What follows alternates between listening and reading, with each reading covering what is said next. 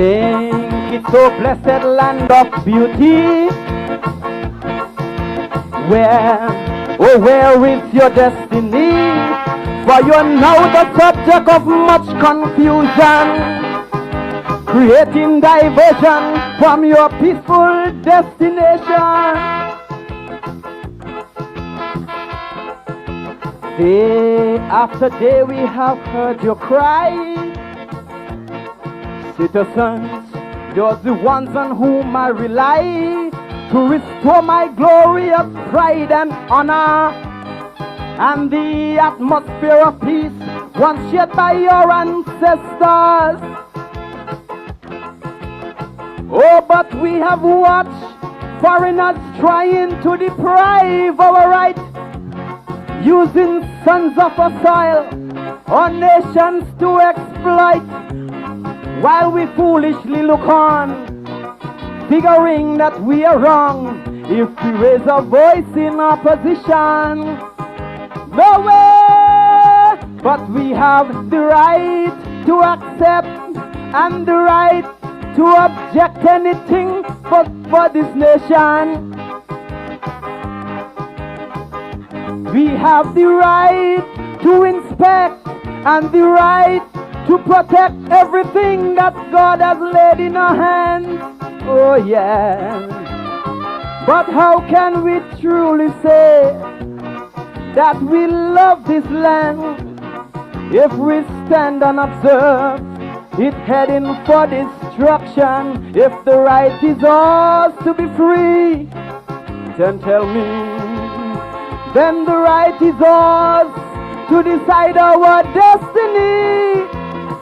If we have to stand up and fight, then let's unite, for we have the right. Oh yeah. Fear the Lord, fear the Lord. Oh, no lie, die, die. Oh lie, oh lie.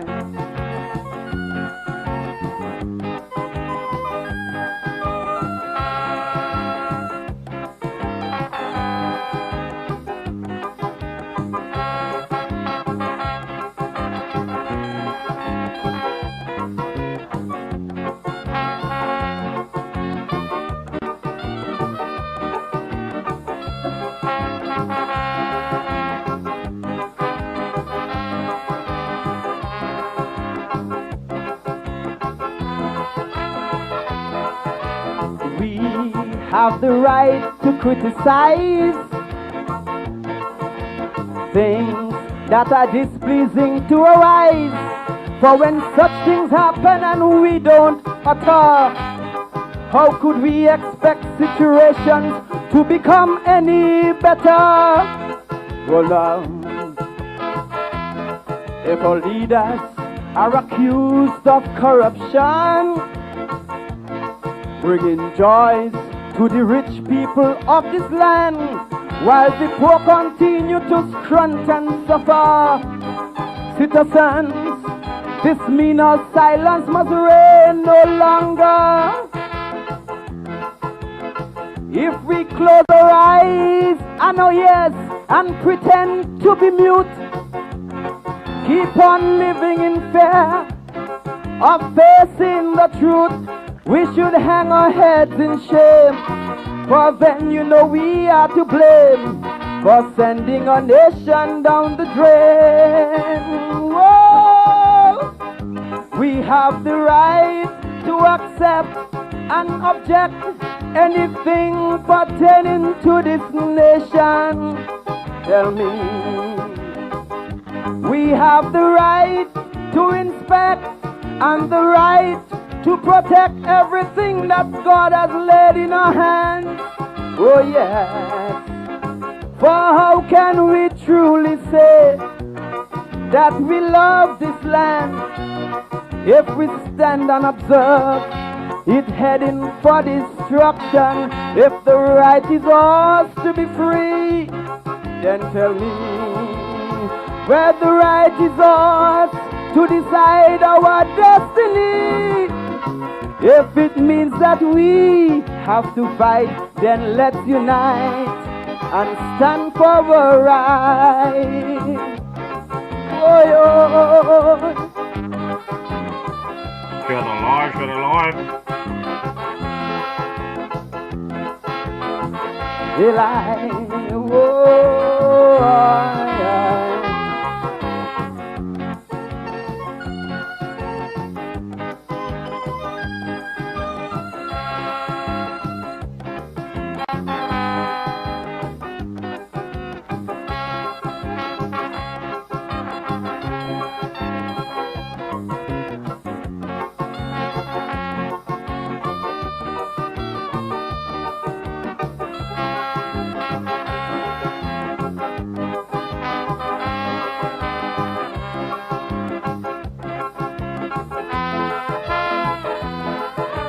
Why should we as Calypsonians have to face victimization when we think of things happening in this island that affects the populace and our national progression? How when we sing to entertain, we are applauded and given good name, but as soon as we sing of this nation dissolution, it affects the populace and it causes much contention. If our nation's grievance we fail to publicize, putting our people on guard and opening their eyes, then we should abandon this stage. Our efforts is an outrage, contradicting our Indian heritage. Oh yes, we have the right to sing out. Let our voices ring out to educate this nation. We have the right to be heard. Every verse, every word on a national radio station. Oh yes, not in condemnation, but issuing advice, hoping to bring this land back to paradise. Look, we have the right to be free. Oh yes, to work and secure our dignity. Citizens, if we have to fight, then let's unite and stand for our right. Whoa! For the Lord, for the Lord.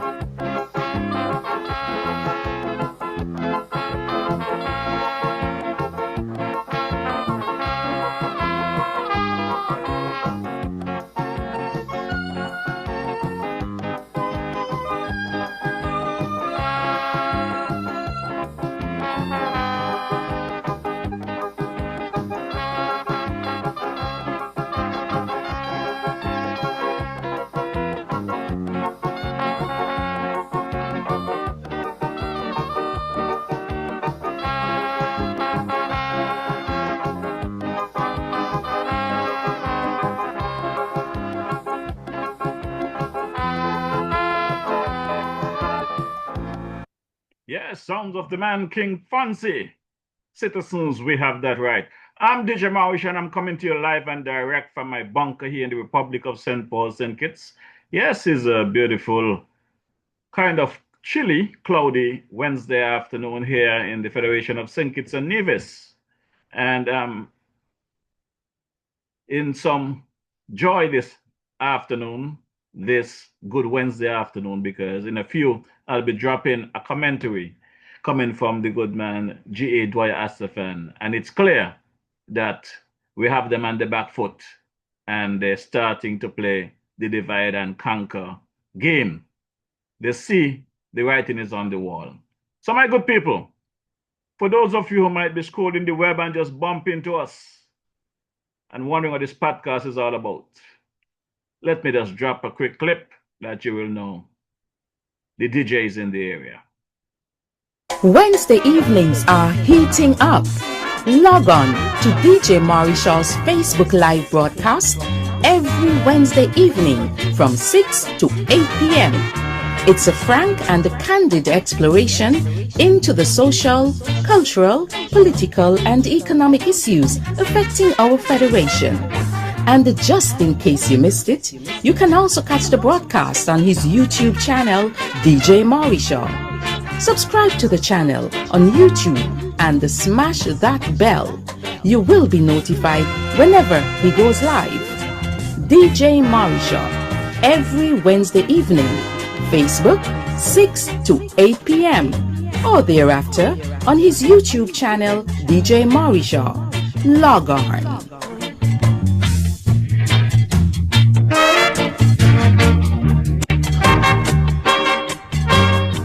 Yes, my good people, you heard it right. The DJ is here each and every Wednesday from 6 to 8 p.m. and a Wednesday afternoon or Wednesday evening. However, there are some issues there with the Facebook app.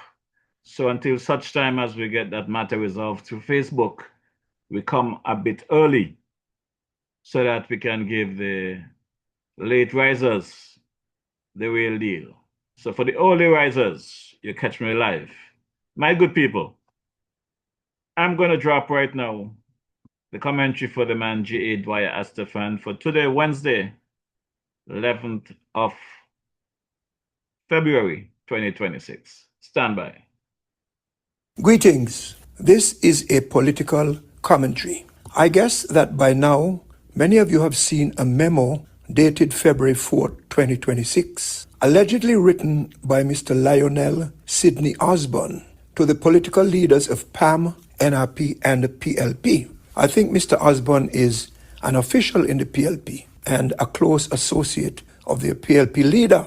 The subject of the memo is a general election imperative. An imperative is something that you have to do. You might not want to do it, but you have to do it if you know what's good for you. He is telling the leaders of these other parties that it is imperative that they join up with PLP for the next election. He begins his memo by reminding the leaders of PAM and NRP of the successful merger of PAM, PLP, and CCM in 2015 and 2020. Then he said he felt compelled to express his views for engagement for the upcoming elections. He forgot to remind them of the scandalous collapse of that same merger and the causes of that collapse. He claimed that, like the overwhelming majority of our citizens, he remains fully committed to the concept of unity. Well, Mr. Osborne was at Timothy Harris's right hand when Mr. Harris was burying the knife deep into the heart of PAM and trying his best to undermine CCM. What kind of unity was that? He certainly succeeded in doing serious bodily harm to PAM and serious harm to CCM. The Harris administration really was not about unity.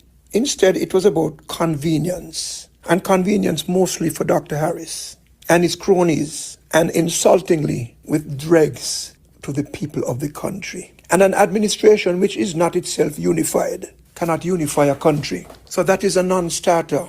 As it was then, nothing was wrong with the concept, but the intent of the leading players, particularly the leading player, was not altruistic. Mr. Osborne went on to say in his memo that as leaders, you have the opportunity and the moral obligation to come forward to save our country. Save it from whom? And save it by putting it in whose hands? He's telling PAM and NRP, especially PAM, remember what he turned PAM into? A laughing stock. And I don't say this with any joy, because PAM is a significant institution in our country, necessary institution. He's telling the people of PAM and the leaders that it is their moral duty to join up again with him, Harris, who is the person who put them in hell in the first place. Join up again. Once wasn't enough. Come again and take some more. In other words, we wiped up the floor with you before, and the floor needs to be wiped up again. When the perpetrator tells the victim that the victim has a moral duty to put himself in the hands of the perpetrator again, then you know that the perpetrator is up to his old tricks again. And if the victim falls for it again, then simply by doing so, the victim is confessing his or her own foolishness and death wish. But if PAM, as a political party with thousands of supporters, falls for that, then PAM will not only lose any moral authority to receive respect, they will also have turned their backs on a bulk of their own supporters who are still hurting from the humiliation and the butchery to which Harris had subjected their leaders and their party and themselves. And that was just 3 years ago and months. It wasn't that long ago. Some of us have short memories. Remember, short memories can lead to long suffering. And what comes next from Mr. Osborne or whoever is the author of this memo makes things worse for the supporters of PAM, because he went on to say that he was convinced that if PAM or PLP contested separately, then regardless of the chatter from the members and supporters of their political parties, regardless of the chatter from their party members and supporters, the result would be like in 2022, they would lose. So he's saying they must join up together. And don't mind the chatter, and I'll get to that. What is chatter? Now, so the part of that particular comment, which is of interest to me, is his use of the words, regardless of the chatter. Mr. Osborne is a well-educated man. He taught school for many years, and he has held high jobs in this country. He knows what the words regardless and chatter mean. Regardless means no matter what. Regardless of what you say, no matter what you say, I'm going to do what I want to do. Regardless of what our supporters say, we have to do what we want to do. Regardless of what our supporters say. I don't care what you say. I'm dismissing what you say. I'm going to do what I want to do. That is what his words are saying. Now, that attitude may be bad in a one-on-one relationship, but it is a million times worse when it comes from leaders of organizations, leaders of people who are supposed to account to and be sensitive to the needs, the thoughts, the hopes, the aspirations, and the concerns of the people who they lead. But there's none of that sensitivity. So when Mr. Osborne, who is one of the men Friday of Dr. Harris's, who is the leader of PLP and a former PM, says, no matter what the supporters and members of the three parties say, the parties have to join up together, then Mr. Osborne is exposing his and his boss's total and naked disrespect, disregard, and contempt for the will of the supporters of PAM, NRP, and PLP. They don't give a damn what the supporters say. And it makes it worse when they use the word chatter, when the supporters chatter. This can't be more disrespectful. Chatter means idle or trivial talk. By using it, Mr. Osborne, again, a close ally of Dr. Harris, is saying that the concerns raised by the supporters of PAM and whoever else with regard to joining up with Harris and PLP, again, regardless of all of that, Mr. Osborne is saying, and if Mr. Osborne says, and Dr. Harris has not contradicted, then Dr. Harris says that those concerns of PAM members and supporters are nothing more than noise. Ignore them, it's chatter, the chatting stupidness.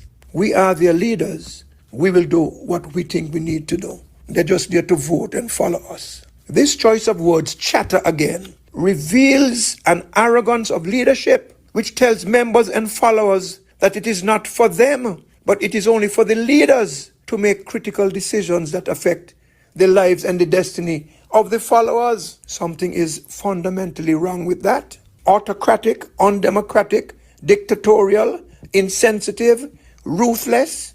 I thought Mr. Osborne was a believer in good governance. We know that Dr. Harris is not. This kind of talk harkens us back to the comment in Parliament by a member of the then Harris administration during COVID that would keep you locked down until enough of you were vaccinated. Lock you down. It harkens us back to the same administration supporting companies in the island which were firing people who did not take the vaccination. Same kind of arrogance and imperiousness and looking down on people. Our followers are beneath us. When leaders have this attitude, sooner or later they look back and they see nobody behind them. So we all know that this effort by Dr. Harris to bring about the second iteration of Team Unity has been ongoing for some time. And we know that there has been dialogue among the parties. But Dr. Harris has big problems, you know. First, with one exception, no person has ever contested a seat on a PLP ticket in 2 consecutive elections. Wall said 3. Why do you think that is the case? Why do people run away from him? Or is it he that's chasing them? Why can't he keep a team together over 2 or 3 election cycles? That's a sign of something deeply wrong. Open your eyes. We do not live in a perfect world, but don't take bad and turn it into worse. Look at one of his candidates, Nubian Griot, ran for him in 2022. Is now running for PAM in Central Bastia. Jumped ship. How would Mr. Griot feel being part of an arrangement with the same Harris? Further, how would he feel if he were the one sacrificed in whatever arrangements they were to make to compete against the Labour Party? And if he was not the one to be sacrificed, how would the PLP candidate feel? All of them are just pawns in the game of Harris. And he succeeded, and he's looking to succeed again. So what could make somebody like Mr. Griot turn around and agree to be part of such a coalition? Secondly, Dr. Harris really does not want to field a full team of candidates. He doesn't have the funds, he doesn't have the interest. He wants to win with the least amount of effort, and he wants to spend as few dollars as possible. Of course, they won't come out of his pocket. And to make matters worse, his funding sources are not as plentiful as they used to be. And don't bank on him going into his pocket. That's not going to happen anytime soon. But do you know one of the reasons he may want another coalition? Fear. Fear. F-E-A-R. If you check the vote count in Constituency 7 in the last election, the total votes combined for Mr. Natter of Labour and Mr. Pell of PAM came within reaching distance of Dr. Harris's vote, exposing his vulnerability in the seat. And he may be looking for PAM to remove that pressure and to give him an easy pass to the seat. And while we're in this, let me say this to you. The last thing Harris wants is to lose that seat. The 33 years aren't enough. I'm told that Dr. Douglas is leaving at the end of this term. I hope that is true because he has had enough. Let him move on and go to greener pastures. Likewise with Harris. And I'll continue in this vein.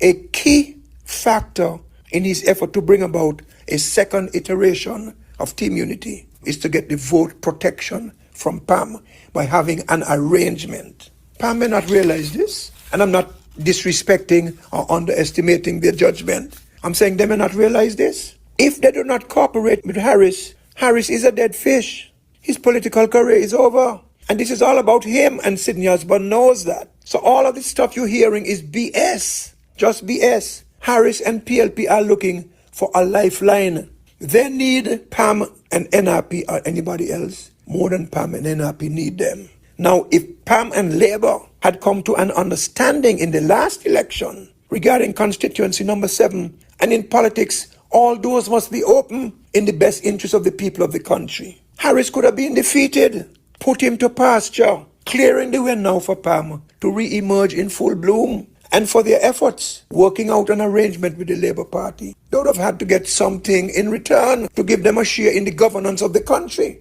In the process, that could have helped to increase transparency and broaden participation in government beyond the confines of a single party. But the PAM leadership were probably not as on the ball in terms of that as they could and should have been. And that has been a problem for that party since the passing of the old guard. In the older days, the leaders, in my view, were more strategic. As I said, politics is the art of the possible, and Harris is exploring possibilities. The others are just going with his flow and not exploring their own and looking beyond the next election, which is what they should be doing, because the next election should be his funeral in politics. It's up to them if they want to buy his story again. Up to them if they want to be strategic and smart or be taken for a ride again. It will be at great expense to them, and it will turn out to be futile in the end. If a man tells you who he is, believe him the first time. Harris told them who he was. He hasn't changed. He is a scorpion. And as to NRP, why would he treat them any differently from the way he treated CCM? You remember the Charlestown Accord? Harris never had the slightest intention of putting that into force. He just signed it to calm them down and get them on board with him. He had no intention of doing anything about it. And lest ye be misled, whether in the highly unlikely event that Team Unity gets back in, whether Harris is or is not the official leader, he's going to do just like he did before. Play them like fiddles. He has the connections inside the public service, he has the smartness and the skills, and he has the will. And another collapse would be inevitable. But second time around would probably kill everybody involved. And we don't want that. I mean politically, not literally. Let me tell you this.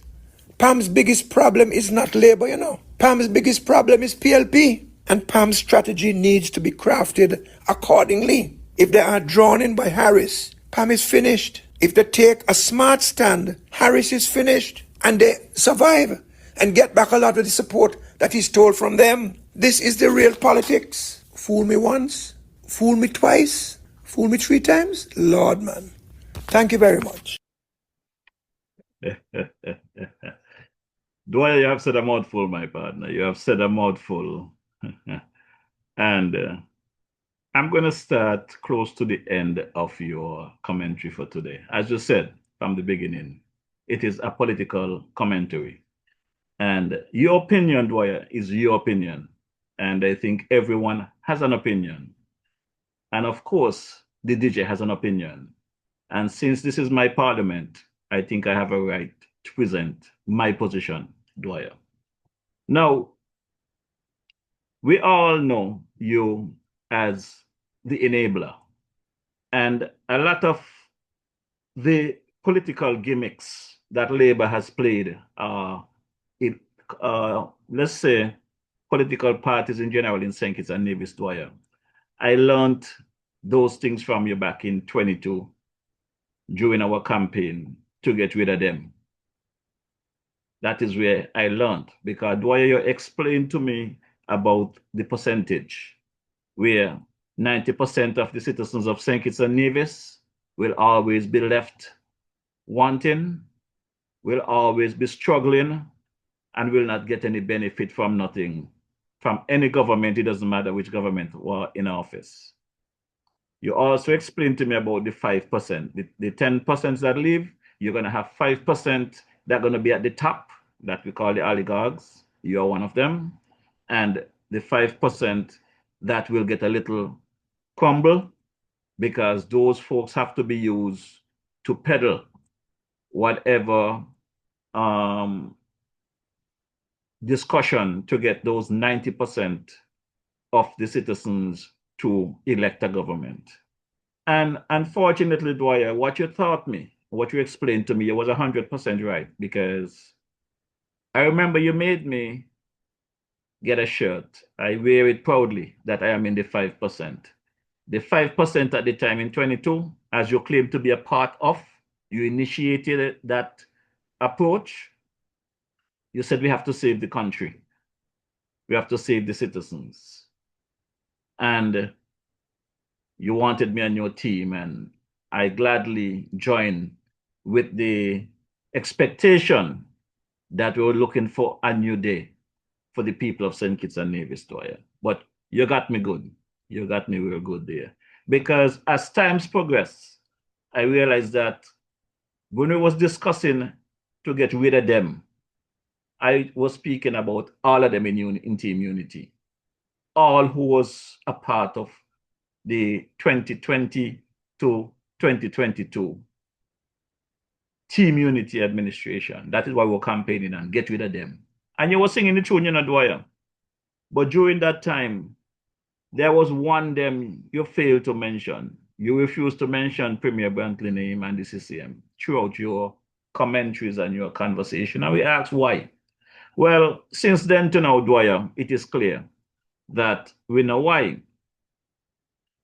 Now, we are in 2026, the eve of a general election again in St. Kitts and Nevis. And you took back up your rightful position, Dwyer, as one of the oligarchs, because you're now in the top 5%. That top 5% that is up there on top. But yet, you want to play hopscotch. You want to come to our 5% down here to try and tell people to ignore the noise. You want to tell political parties who to support and who not to support and who to join with. Well, Dwyer, your boy DJ is here. And you know your boy love you. But we're going to talk the things them, and we're going to talk the things them openly. One thing you said in your commentary that is 100%. I'll give you credit for that, Dwyer.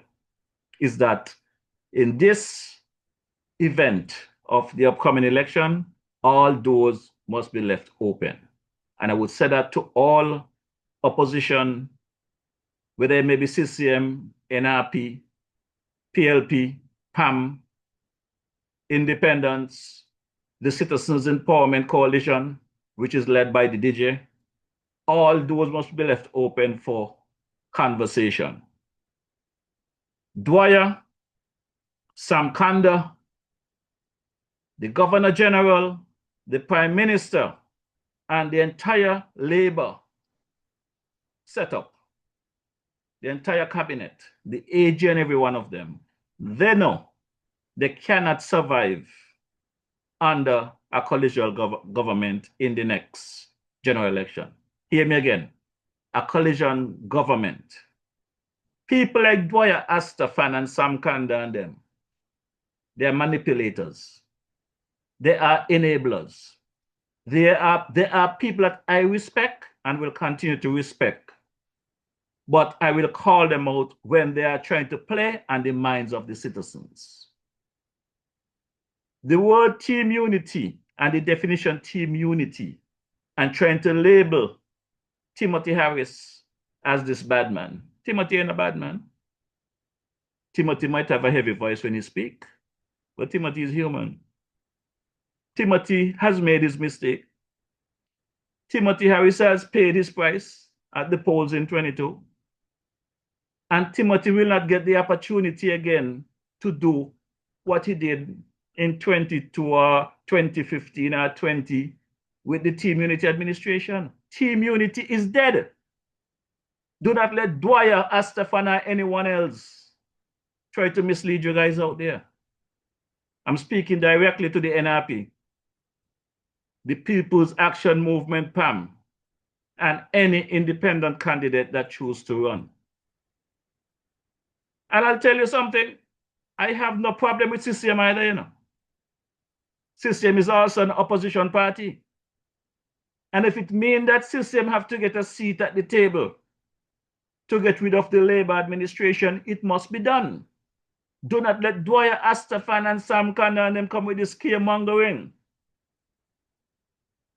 So Dwyer, I'm speaking to you this afternoon, my brother. I cannot say that you disappoint me in any way, because just as I said, I was observing the Labour administration for 2 years, from 22 to 24. I was also observing the people that I participated with to get rid of the former administration. So I said this to you this afternoon, Brother Dwyer, is this. Accept the fact that Drew and his corrupt Labour administration, their days are numbered. Their days are numbered. Currently, when I look at the numbers, I realize that you may very well need a coalition amongst parties or individuals to get the job done. So I will say to the people out there that head those other parties, just as Dwyer is claiming that PAM may have issues within their administration, their party, PLP may have issues within their party. Labour have their own problem. That's why the country is so divided. From that leadership contention between Dr. Joe and Dr. Douglas, Labour have not caught themselves. Because here we are, my good people. The facts are what they are. I was in the belly of the beast. I took directions from the citizens of this country, home locally, regionally, and internationally. I took direction from them when I reach out to find out what they want or what they need. And the majority of people at the time said to me, DJ, all along, Dougie was grooming Joe to take over Labour. So Joe is the man that should be in place. Joe is the better choice for the Labour Party at this time. There are some big men in position said to me, Marisha, we did not support Dougie in 2015 because we had enough of heat. Once Dougie step aside, Labour will stand a chance. Well, Dougie did not listen. So Dougie won in 2015 and lost the government. He come back in 2020, he lost the government. We all know the contention in 22 when Dougie said that he feel disrespected because he wasn't given a second or third or fourth extension to be leader of the party, which in my view, he should have gone a long time ago. My good people, when I speak, like a gentleman said to me earlier today, DJ Marisha, no, he asked me if I'm DJ Marisha because he saw me driving. I said, yes. He said, man, I look at you every week on Facebook, and one thing I can say, you are consistent with your messaging, and I appreciate what you're doing on a Wednesday afternoon. And I thank him for that. And many other people have reached out to me and said same. But the situation is this. After 20 years of Douglas, and I sat back and look at how Dougie was in Parliament, whining and spinning and twisting, and you had sensible people like Patrice Nisbet and Ricky Skerritt and them sit down in the cabinet or in the Parliament, whatever it was, on Church Street, and watch Dougie taking out senators and putting in senators and swinging and whatever to change boundaries and then dissolve the House. When I look at that kind of display, when he was facing a motion of no confidence and did not even let that be heard, I lost confidence in Dougie from back then. Even prior to that, there was issue I could speak about that I've spoken to Dougie about. Prior to that, Dougie is my village man. Dougie is my partner. Up till today, I have no problem with Dougie. My issue with these politicians is how they mislead the people, how they lie to the people. So when Sam Kanda spoke to me about what was going on in the party and he wanted to do whatever, I had no issue supporting a Team Unity Alliance. I didn't campaign for them. This podcast was not around in those days, back in 2015. But people out there still want to send the falsehood that I took down Douglas, I took down Simmons, I took down Team Unity. This podcast started on the 8th of November 2020 while I was in quarantine. So who want to try and change history is fine.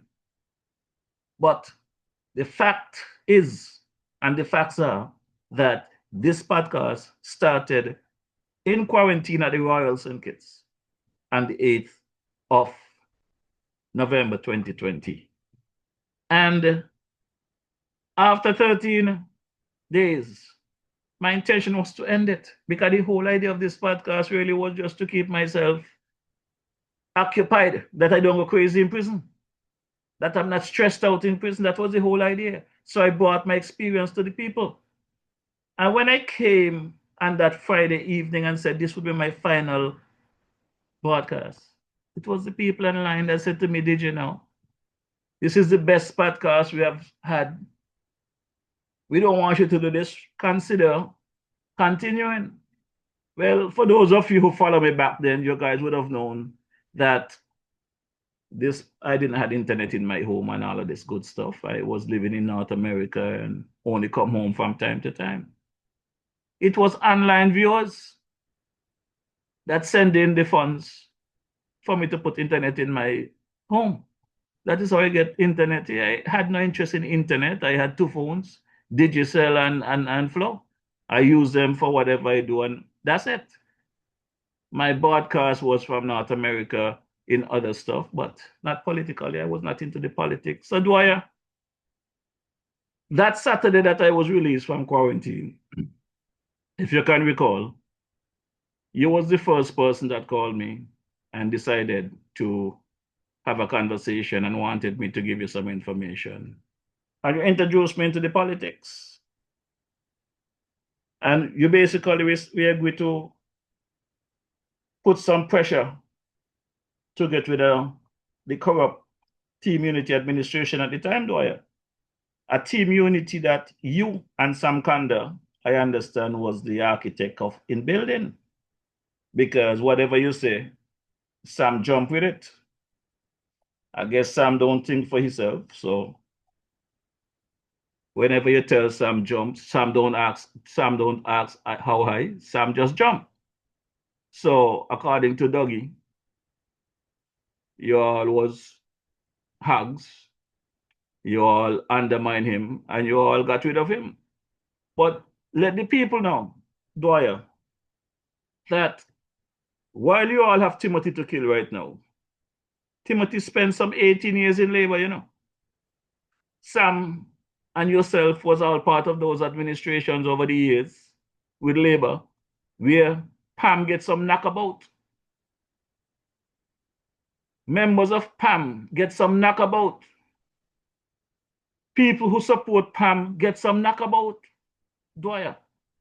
Labor is not innocent of the damage to the People's Action Movement, PAM, and even the NRP that at one point helped them stay in government. So at this point in time, all options must be open to all political parties and all independent candidates to ensure that Labour is no more. This is a party and a group of people that I supported.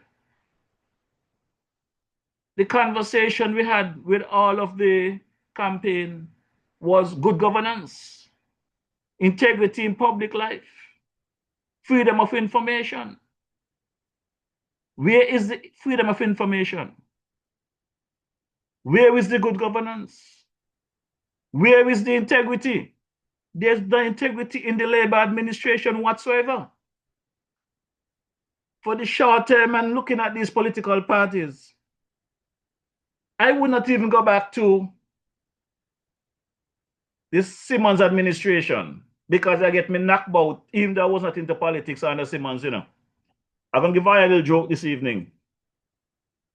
I have not spoken about this in the past, but one of the things about Pam that I experienced, and it was not about Pam, it was just under the Pam administration, it was about Richard Keynes. Richard Keynes was I understand, the junior minister of finance, or the minister of finance. And anybody know Master Keynes know that at the time, his car rental was one of the main rental business in the Federation. And he used to rent his vehicle to the government. As a matter of fact, I think some Calypsonians sing a song, I think it might have been Elimat, that some of them, the price they rent the government the vehicle for, the government could have buy those vehicles and work out better for them. But because of the connection. But I had a situation with Master Keynes, and because his government was in power, and the police and everybody else, they fall in line just as the same now with Labour. I had rented a car from Richard Keynes. And my brother and his friend was over in Deep Belimen. The car was parked on the road. And this crazy boy in St. Paul's, I'm not going to call his name, a worthless boy, had some cattle, had a bunch of cattle. He was going to look after his cattle, not paying attention with his grass on the back of his truck. And he reversed into the car and broke one of the front lights. So I had to go and speak with Master Keynes about it. Well, I had insurance on the car, you know. And where I am concerned, the fact that I was paying insurance on that car, the car was parked, it got damaged. I expected the insurance to cover the replacement of that light. But when I went to Master Keynes and report the situation, Master Keynes walked me over to TDC call for annual light for the car and tell me how much it costs, 600 and some odd dollars. I went into my pocket and I paid for the light because who am I going to talk to? Is his government in power? They're in charge. There's nobody that's going to hear me out. So, in regards to underpam, that is one negative experience that I had. But in my view, the government in itself, they did not do me anything. But because of the makeup of the government, they enable these guys to do as they please. So people get knocked out under PAM. Can't take that from it.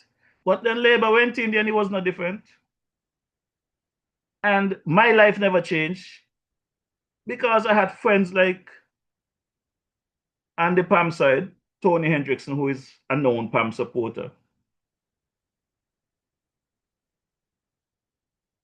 I had friends on the Labour side. But whenever the DJ name comes up at the time, I was a promoter, just out there promoting the Calypsonians, promoting the artists, promoting the culture, had no interest in politics. I come home at Christmas time or during the year, I go to the ZIZ, I contribute, try to make my contribution. But in the eyes of the Labour people, while PAM is in power, I am a PAM because I have PAM colleagues that I hang out with. So when I come to St. Paul's, guys like Kala and them cost me because I am a PAM. Those days, my boy Sakrati, I can recall he sing a song, Fans Pressure. And those days I was promoting Sacro. And after he sang his first song that evening at the Calypso show, he came off, he asked me how things went. I tell him, well, boy, the song went down good, but the band screw up. So if those judges judge the Calypsonian, which is you will be okay. But if they judge the band like some of them choose to do, you have a problem. He said, well, boy, the next song that I have to sing, I don't have any presentation. I said, don't worry about it, Sacro. I'll take care of that.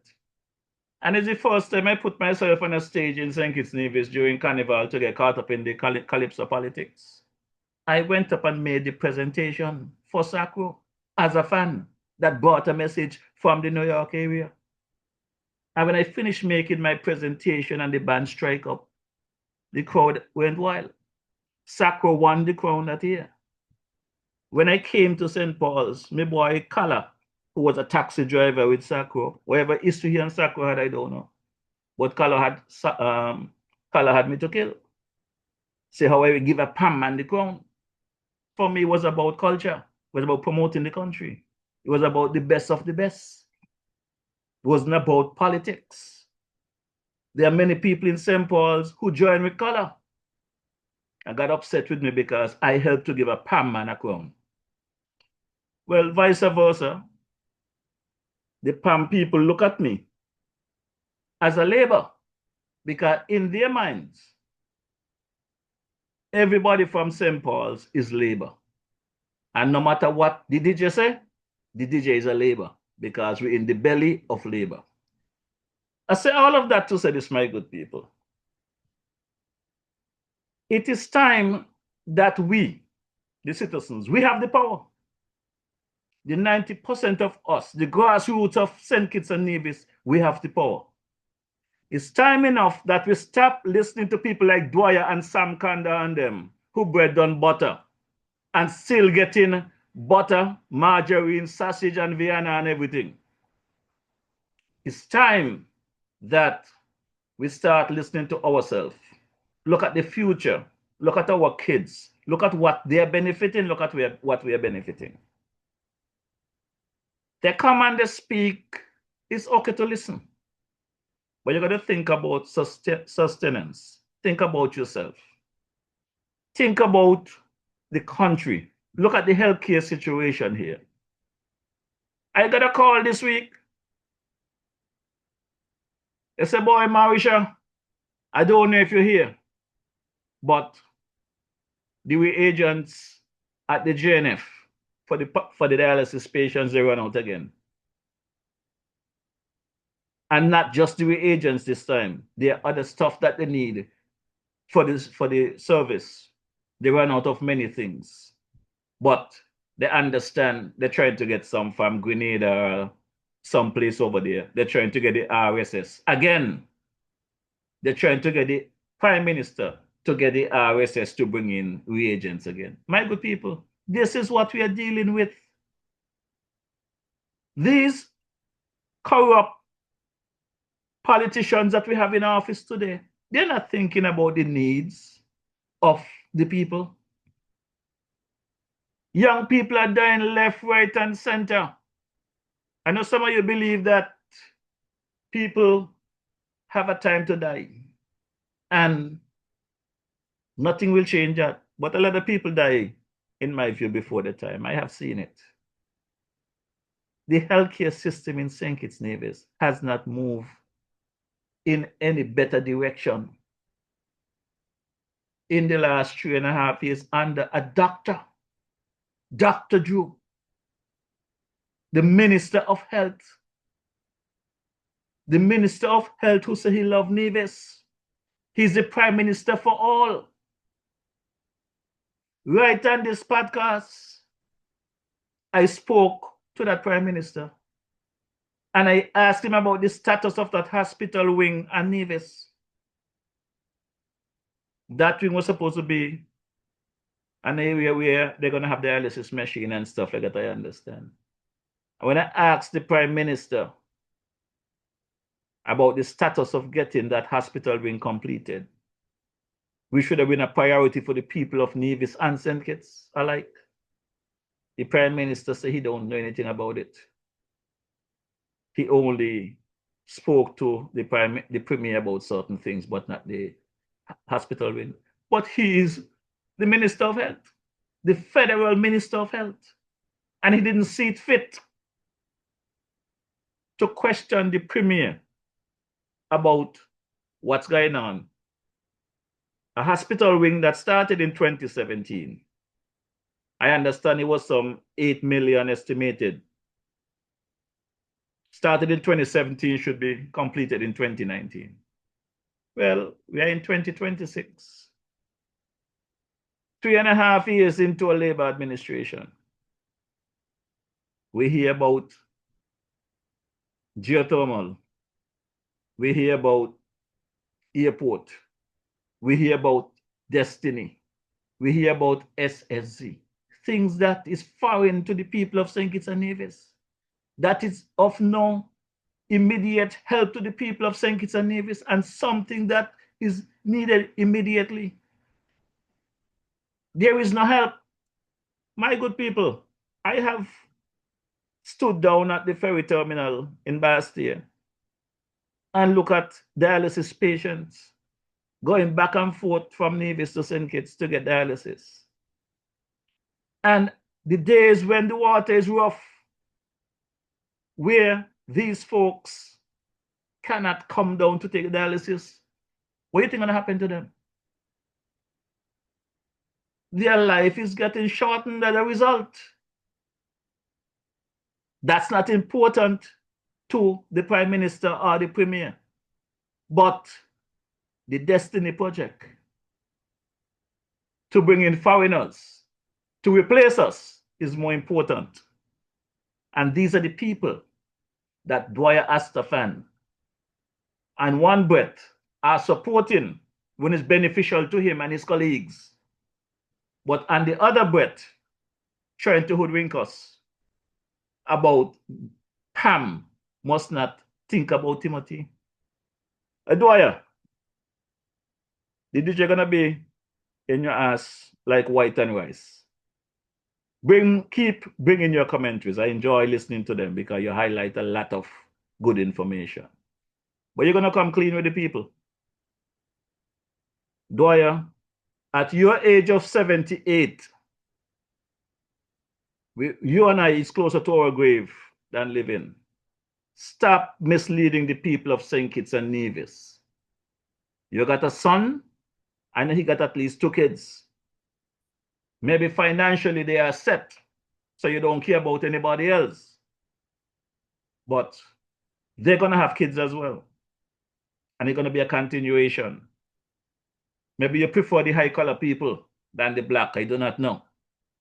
But I care about the people of St. Kitts and Nevis. It doesn't matter what color, whether you're Indian, Asian, or whatever. All of us must be comfortable in this country. To date, we heard about the refugees. We heard about the MOU. And all of you are quiet. No demand for information. The first day, you all scream out. And everybody quiet since. I need to know. The people of St. Kitts and Nevis need to know. What is in that MOU? Table it in cabinet or put it in the public domain. The people have a right to know. You heard Fancy in his song. If we the people don't demand what is there to be it shared, we can't make an informed decision. Assumption and assuming is not enough. It's like the bunch of pigs out there in a pen, just waiting to be slaughtered. They could very well be the next one to be slaughtered. Bucky, you should know what I'm talking about, Bucky. You're one of them misleaders out there. I understand you got a pig farm. You know, you just take your pig them to the market to get slaughtered. You are currently in the same position. You are swing left, right. My boy, Big Lies. You sent me a Facebook page. Sorry, a Facebook posting some time ago. Telling me time to send home some. You're rising and dropping. You warm and you cold, Big Lies. Cannot be just when you guys are hurting. You all speak out. And when you are comfortable, or you get a couple of dollars, or you receive a check, or some accommodation, you all quiet up. The fight for this country is serious. And it must be now. The DJ calling on all of you. Be real. I can say, St. Kitts have 99 problems. The DJ is not one of them. And while Dwyer and Sam and whoever they had their relationship with Harris under the Team Unity Administration, under the PLP, Timothy is not the problem. At least not right now. The problem right now is Prime Minister Joe and his team. The problem at Nevis is Premier Brantley and his team. No hate to Brantley. Don't have a problem with Premier Brantley personally. But let's look at this. The people are speaking out against the Destiny Project. And the man said he don't care. His interest is that this project must go through. Because he was elected by the people to do as he please. Not what the people feel or what the people object to. According to Premier Brantley, once you elect him, you have no right to tell him what to do. And what Brantley is saying is what was echoed on the topics with Yoshan and Banky.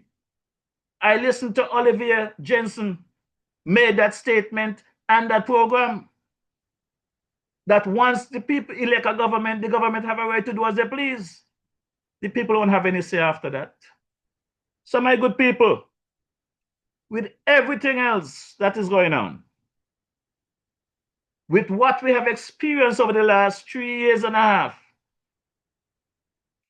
if for nothing else, this government must fall. Because they have made clear to us that we don't have a say. They don't have to listen to us. This is their country. They run it how they please. They needed us to elect them.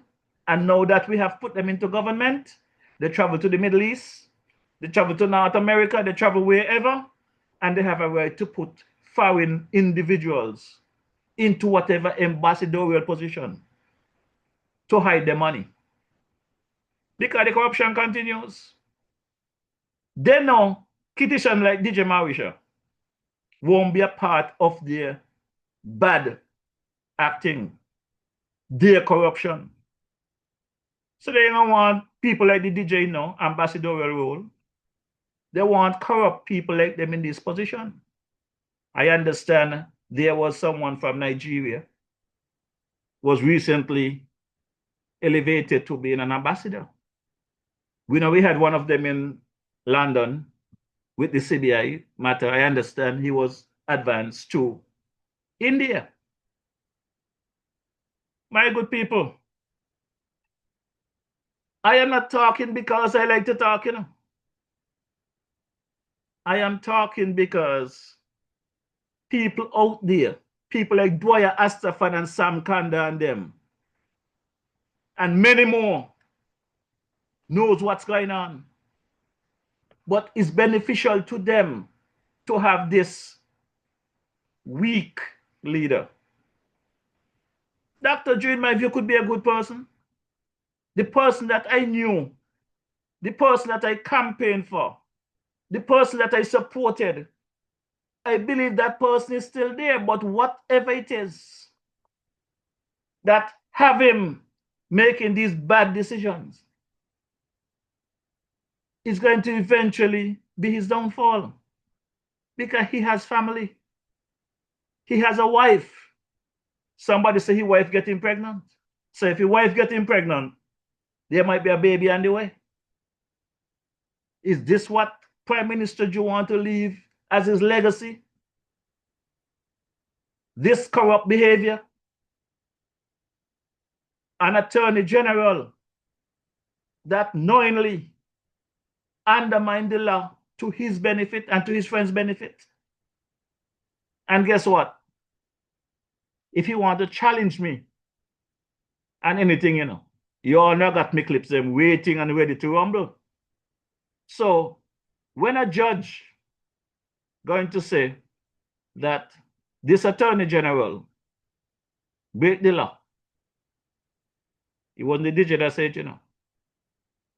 It was a judge that said that this attorney general broke the law. Well, my good people, at the end of the day, we got to say patience. If you got an attorney general that don't care about law, then why are they going into parliament every minute presenting bill to affect the poor people? They campaign telling the citizens of this country that they're going to go into parliament, they're going to pass a law to legalize marijuana. They're going to start a marijuana industry. There are many people out there, hear them say, hear the AG say, that the people that been out there, that been arrested and been knocking about, who has the knowledge of the cannabis, they know it's their time to benefit. From the time this government got elected, back in 22 to present, for a government that gave the impression to the people that cannabis is now legal, they can smoke, they can this, they can. How many people has been charged? How many people has been arrested? How many people have been prosecuted? How many?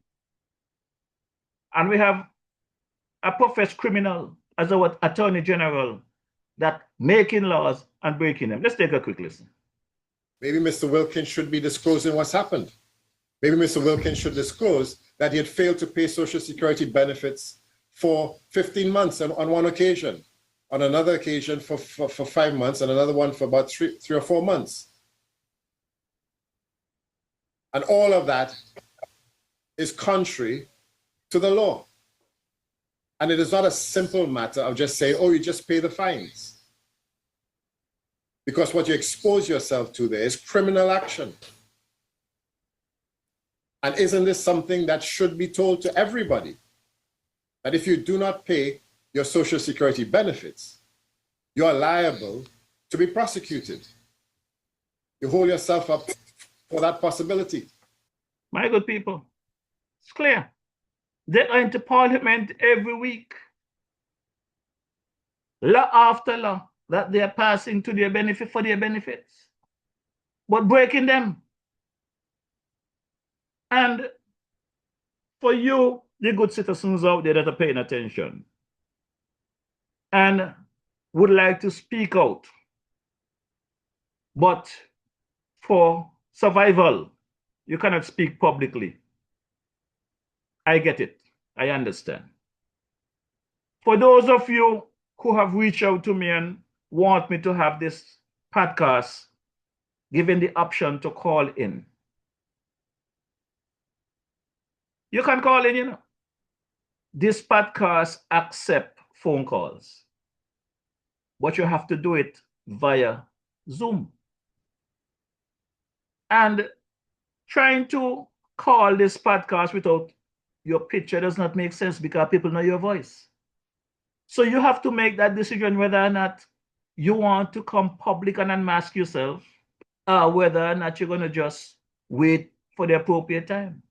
But I just want to say to you, emailers out there that been emailing the Patchy Show and been sending message to me, if you want to send an email, I also have emails. My email is Grant Avenue, the letters djm@gmail.com. That's the full word, Grant Avenue, GRANTAVENUE, the letters djm@gmail.com. I receive emails as well. But when I come here on a Wednesday evening, I come to empower you, the citizens. And even if it's only one person be empowered on a weekly basis, I know I have accomplished something. And I'm happy to know that you guys are paying attention. And when I hear the clips coming from different platforms, folks send me information, I'm happy to play it here for you because I want people to understand that the message are getting out there. There's a young lady called me on Monday.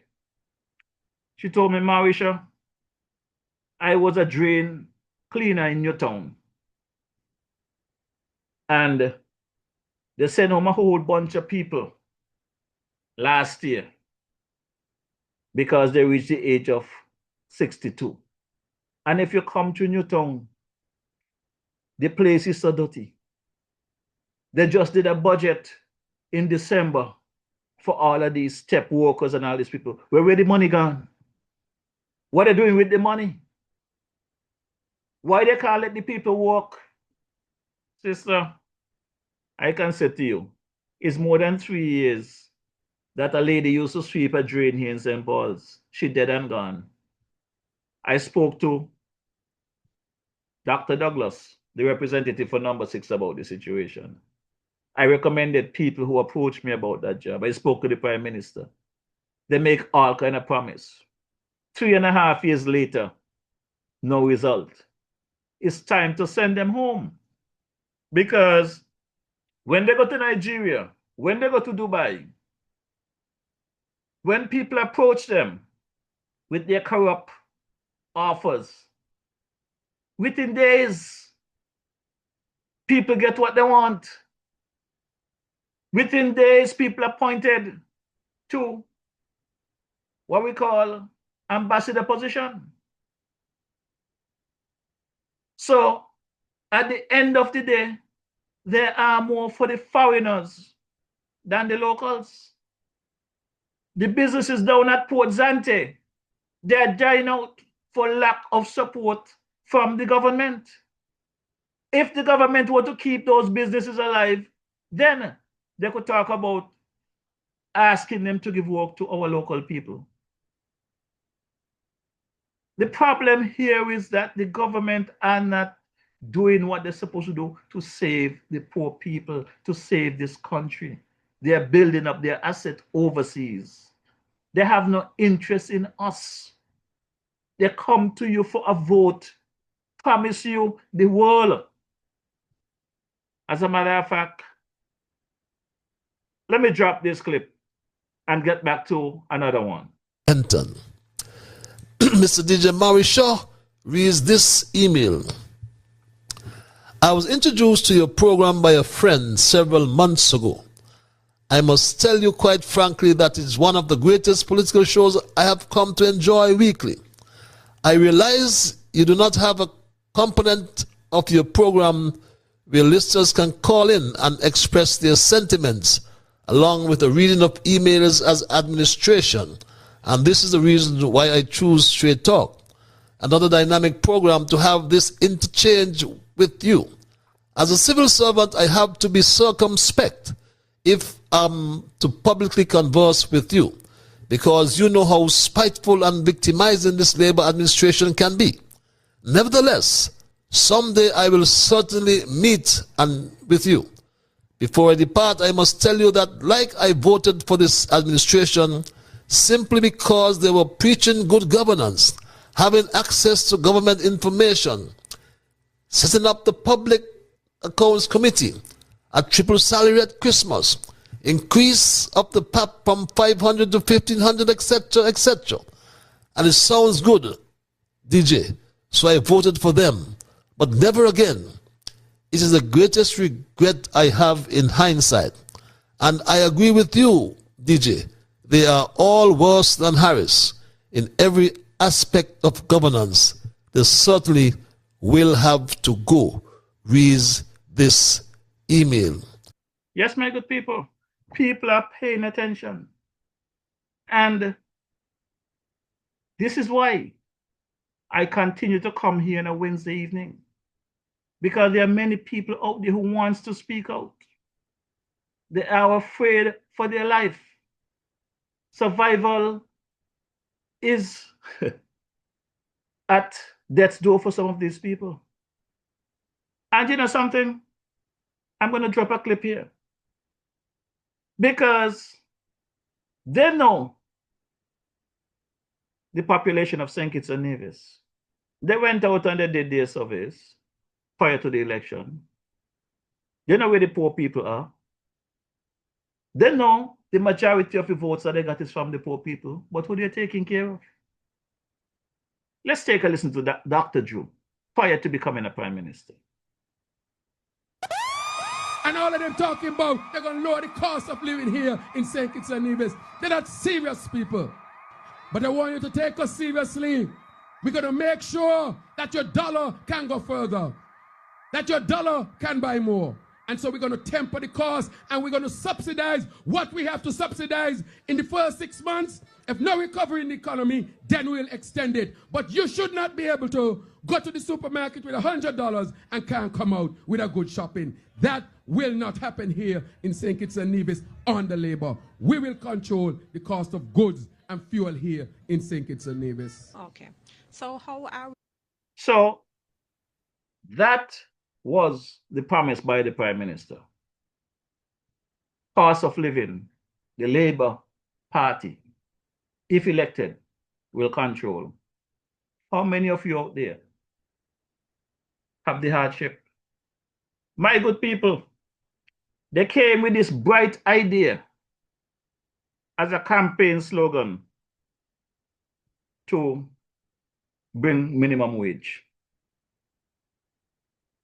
When they said they're going to bring minimum wage, I expected that they're going to top up the salaries of the poor people. They will give relief to these businesses. They will assist the small business to sustain themselves and build a proper economy. But what they have done is basically erode or destroy the economy even more. Because let's put it in perspective. The economy is bad from COVID. Many businesses have closed. Many are on the verge of closing. Many have lost property. When I say property, houses, vehicles, and otherwise to the bank because they cannot pay their bills. Many of our locals. I can tell you this because people have come to me. Many local businesses in St. Kitts and Nevis, they don't want the name to be called because they don't want to be penalized. They don't want to be victimized. But they have spoken to me. When the government of the day, the Julian Labor Administration, when they said that they met some law or some documents there that the former Team Unity administration was going to increase their salary. And they told me what a minister was making at the time compared to what my meager salary was in the US. I said, boy, I was making more than a lot of these people. Even the prime minister's salary could not give me the competition. So I supported the raise for the ministers. There was not even a year in office as yet. The AG came here on this podcast, and the AG defended the increase in their salary, a 33% increase. And I could recall the AG saying that he supported the increase in the salary so that they don't get the urge to do nothing corrupt. They don't get the urge to go out there and do anything wrong. They're going to do the right by the people. Good governance, integrity. But my good people, this thing when they're talking about every year they're supposed to submit what they have, that thing's still going on? Because I mean, I hear nothing about that lately. And I know for a fact, and it is alleged, that many of them out there is in the corruption business. Many of them, when you're going to have a Bastia High School project, you heard the former Deputy Sean Richards in Parliament in December questioning a project that is estimated at 35 million, but yet contract was given of some 200 plus million. Tell me, isn't that corruption? Isn't that thieving?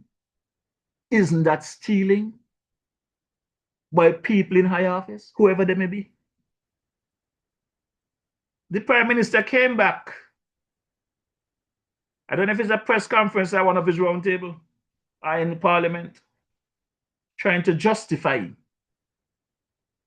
the process of how the CBI business work. Mr. Prime Minister, 1 and 1 is 2. 5 and 5 is 10. And whether or not a project is estimated at 35,000 in cash to be built, it should be 35,000 in check, or CBI, or anything else. You cannot tell me because something is estimated at 35,000 and you're going to use CBI. You must give them the value of 200 and something thousand. The lies that come out of this Prime Minister mouth. The lies, my good people. If the things that we were told back in the days, going to Sunday school and going to school and at St. Paul's Church got there. When they used to tell us, if you lie, you're going to get a long nose. That Prime Minister knows that I reached Canada a long time, you know. Last week I was here on a roll, dropping my information and dropping my clips. And boom, my internet was interrupted. Well, this is the clip I was playing at the time. And I'm going to play it again. Let me check and see if my internet going to drop out again. Because, my good people, I left St. Kitts on the 10th of January, 2026. My internet bill was paid up. I left my internet in food standing. I watched YouTube before I left here. I was abroad until the 31st of January.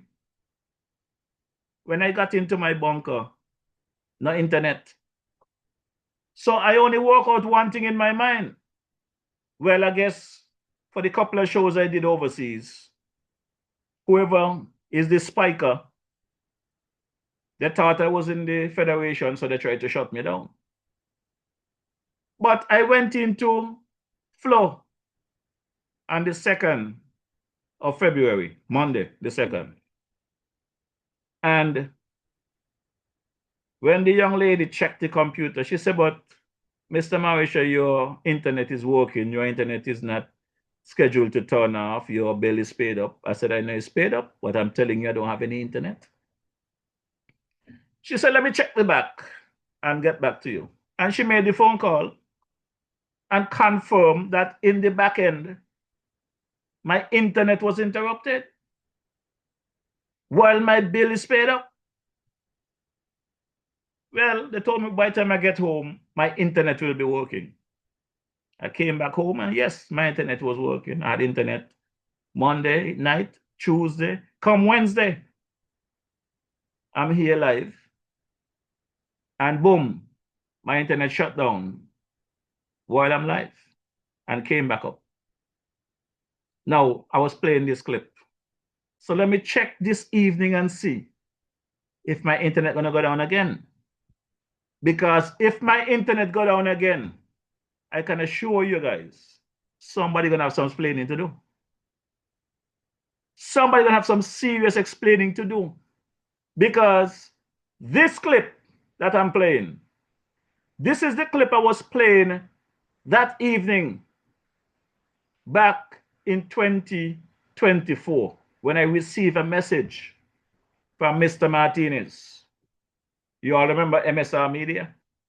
Yes, I was playing this clip and I was going after Timothy Harris for giving the Galaxy management 5,500 shares, which equal to somewhere about, they said 22 to 25,000 new citizens for a prison project in Estridge.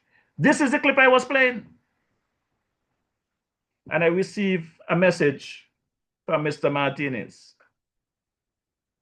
Well, I'm going to save the information, even though I said it before, now some of your memory are short, so I'm not going to repeat it. But I'm going to save the information of where Mr. Martinez get my number. And Mr. Martinez's message to me was, if he can speak to me after my podcast, because he's listening to my podcast, he realized I love my country, I am a good man, but he believed that I am being misled by my friend, the Prime Minister, Dr. Drew. I said to him, fine, no problem. If you're going to show me that the Prime Minister is misleading me, then we're going to have a different conversation. And my good people, Martinez never disappoint me. He sent me the documentation that he had, that he filed in court, that the Prime Minister said he never knew about, that Dwyer knew about, that the AG knew about, that the DPP knew about, Sam Kanda and all them know about it. The underselling of the passport that we campaigned on in 2022 that they claim they don't know about. This Prime Minister knew at the time that he signed off on those CORs and then came in Parliament and blaming Timothy Harris while his choir and the government side out there chanting and supporting him, knowing that the Prime Minister was misleading the country and misleading the DJ. So let's take a listen to this clip, because everything in this clip is 100% spot on. But who signed off on those CORs was Prime Minister Joe. And let him tell me that I am lying. He could take me up there by the memorial. Let's talk to a judge up there. The information is here. And many people have that information. And to add insult to injury, the WhatsApp messages are there. That is a part of that court matter, where the AG, in a communication to Dwyer Stefan, WhatsApp, saying it was a good scam. And Mr. AG, if you know that this was a scam, scamming the citizens of millions of dollars. Why you have not, after 3.5 years, arrested or charged anyone? What is the DPP doing? But yet, you all want to shut down MSR because they highlight the thievery, the bad acting, the corruption. Well, in my view, I want to thank Mr. Martinez and his team for standing up for the people of St. Kitts and Nevis and by extension the region, because you all can see what's going on with the CBI. No matter how they try to cover it, the entire region, every CBI nation is paying the price now because of this Prime Minister, his mishandling of the CBI. But you find Dwyer Stefan in his commentaries, he's going to come and tell the people that Timothy did this, Timothy did that. This thing got legs under Dr. Douglas. He got on steroids under the Team Unity. The Team Unity was the People's Action Movement, PAM, led by Sean Richards. The Concerned Citizen Movements and Nevis, led by Premier Brantley. The People's Labour Party with the former Prime Minister, Dr. Harris. That is what caused that problem. But the issue now, why this CBI gone from generating over 600 million per year to, I understand, 100 million or less, is because of the bad decisions by Dr. Joe. And we're going to present that to you in due course. So when Dwyer going to come here and attacking Harris, man, listen. I don't have to defend Harris. Harris big enough to defend himself. But I'm going to defend this country. And I'm going to stand up for the people. And I'm saying to you, the people, when the time is right, anybody but them. I got a little surprise for them, you know, because I'm going to present some grassroots, independent candidates. They're not going to be a university scholar. They ain't going to be a millionaire in the bank. They ain't going to be a millionaire from the police department or the army. They're going to be concerned citizens who is willing to take this country back, to make sure poor people benefit. These are the candidates that the DJ are going to be presenting. So let's take a listen to our Prime Minister, giving us the facts, but not taking responsibility for his actions. Further, on August 18th, 2023, St. Kitts and Nevis CBI officials, led by Attorney General, met with UK Home Office about our new CBI regulations and practices. On October 26, 2023, our same team of officials met with US Treasury Department in Florida, along with officials from Caribbean CBI states, to discuss progress on US Caribbean Roundtable 6 agreed principles, Madam Speaker. On January 25th, 2024, the team met with EU visa officials in Dominica to update them on new regulations and current practices. Madam Speaker, we have maintained constant dialogue and engagement with our international partners. However, we knew that the prison project had contributed to over 20,000 new citizenships being granted in a short period of time, Madam Speaker. This is the travesty. The travesty in all of this, Madam Speaker. 20,000, Madam Speaker, citizenships, over 20,000 to 25,000 new citizenships being granted in a short period of time. Madam Speaker, let's pause for a moment on that.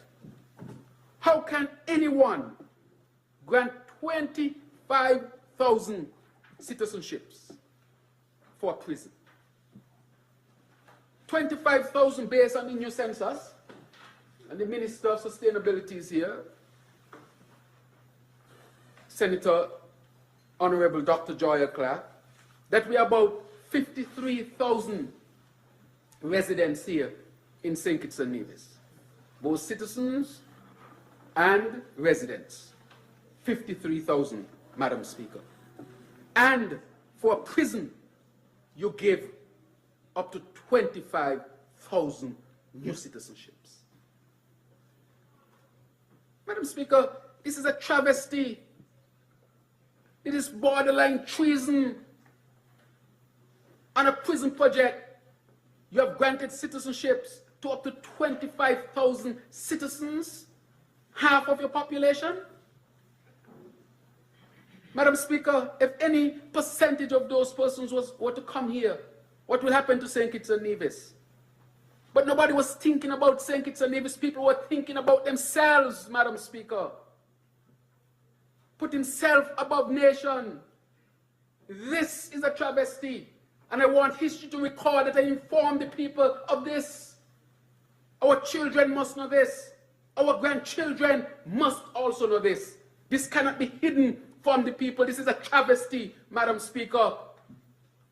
Any leader who grants 25, 50% of your population in citizenship by investment over prison, any leader who does that, Madam Speaker, should never be able to face the people again. Madam Speaker, this hurts badly, you know. Each time I watch the number, I call the AG. AG, is this real? Is this number real? 25,000? Over a prison project? In such a short period of time, committing the country to this? Committing the government to this?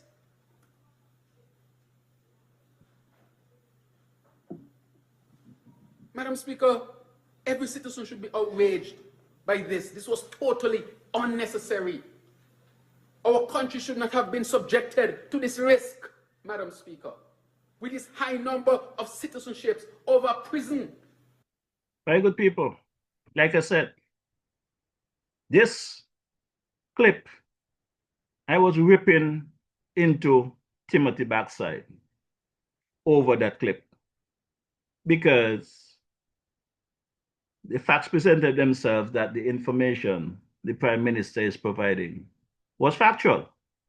But what the Prime Minister did not tell us at the time, is that those CORs, the majority of those CORs, was signed by he himself, Prime Minister Joe. And in speaking with Dr. Harris, and I must give him credit for the honest conversation.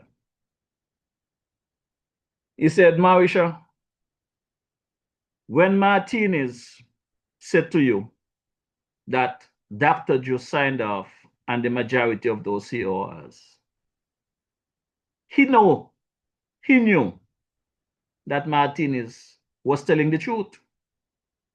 Because that prison project, when it was introduced, and the process that it would take for those citizenship to be checked out and due diligence and whatever, he was no longer in office.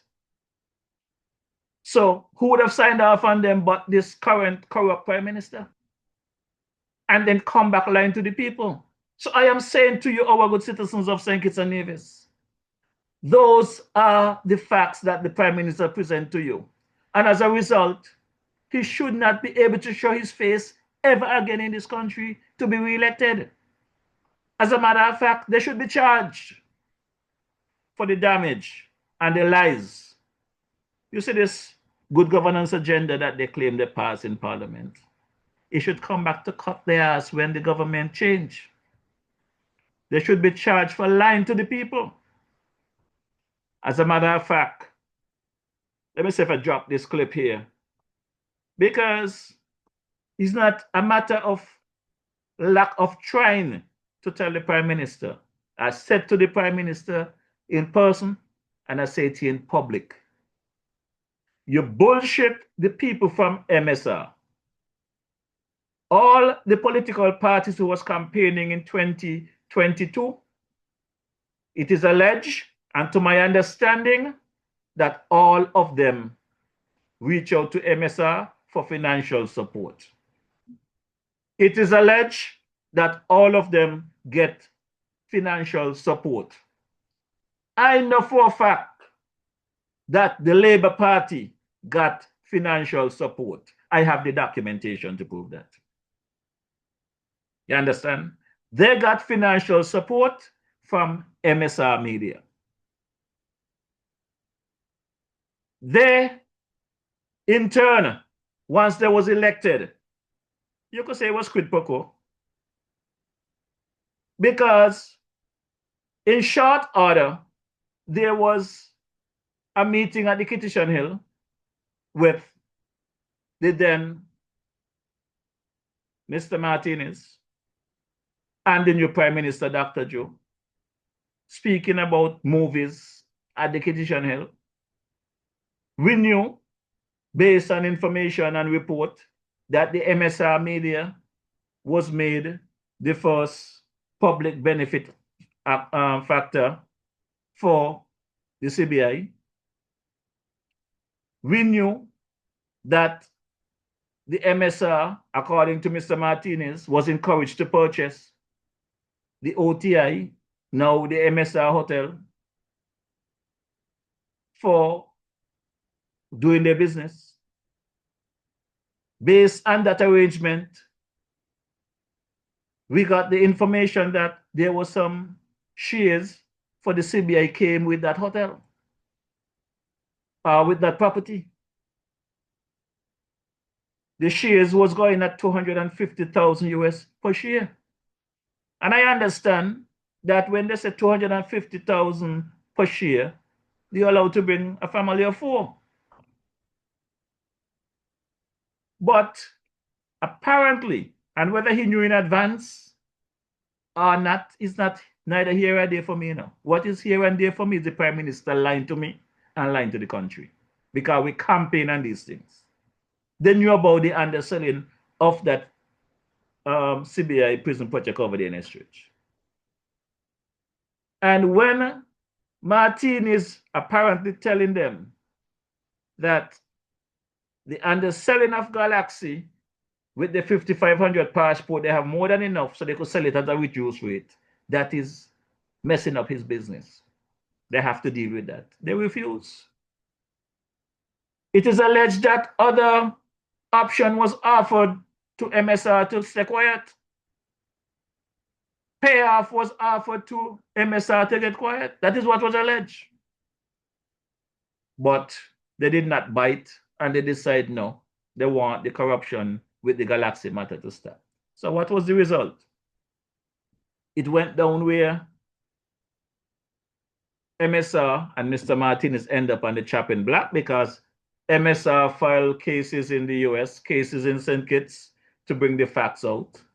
And they shut down the cases in St. Kitts, but naturally in the US, MSR win those cases. And upon appeal, they continue to win those cases. So as of now, the bank accounts of many of our bad actors within not just St. Kitts and Nevis, but within the region is in the hands of the US government. What that have resulted into? Restrictions on our visas. Citizens being denied entry into the US. The CBI is no longer useful to the criminals because they cannot travel to the countries that they wish. Many of these bad actors has been caught, and when they're caught, they show up with a St. Kitts Nevis passport. That is their identity, so they are now a CARICOM citizen. That's going to bring us back to the next conversation, where the CARICOM refugees that the Prime Minister speak about.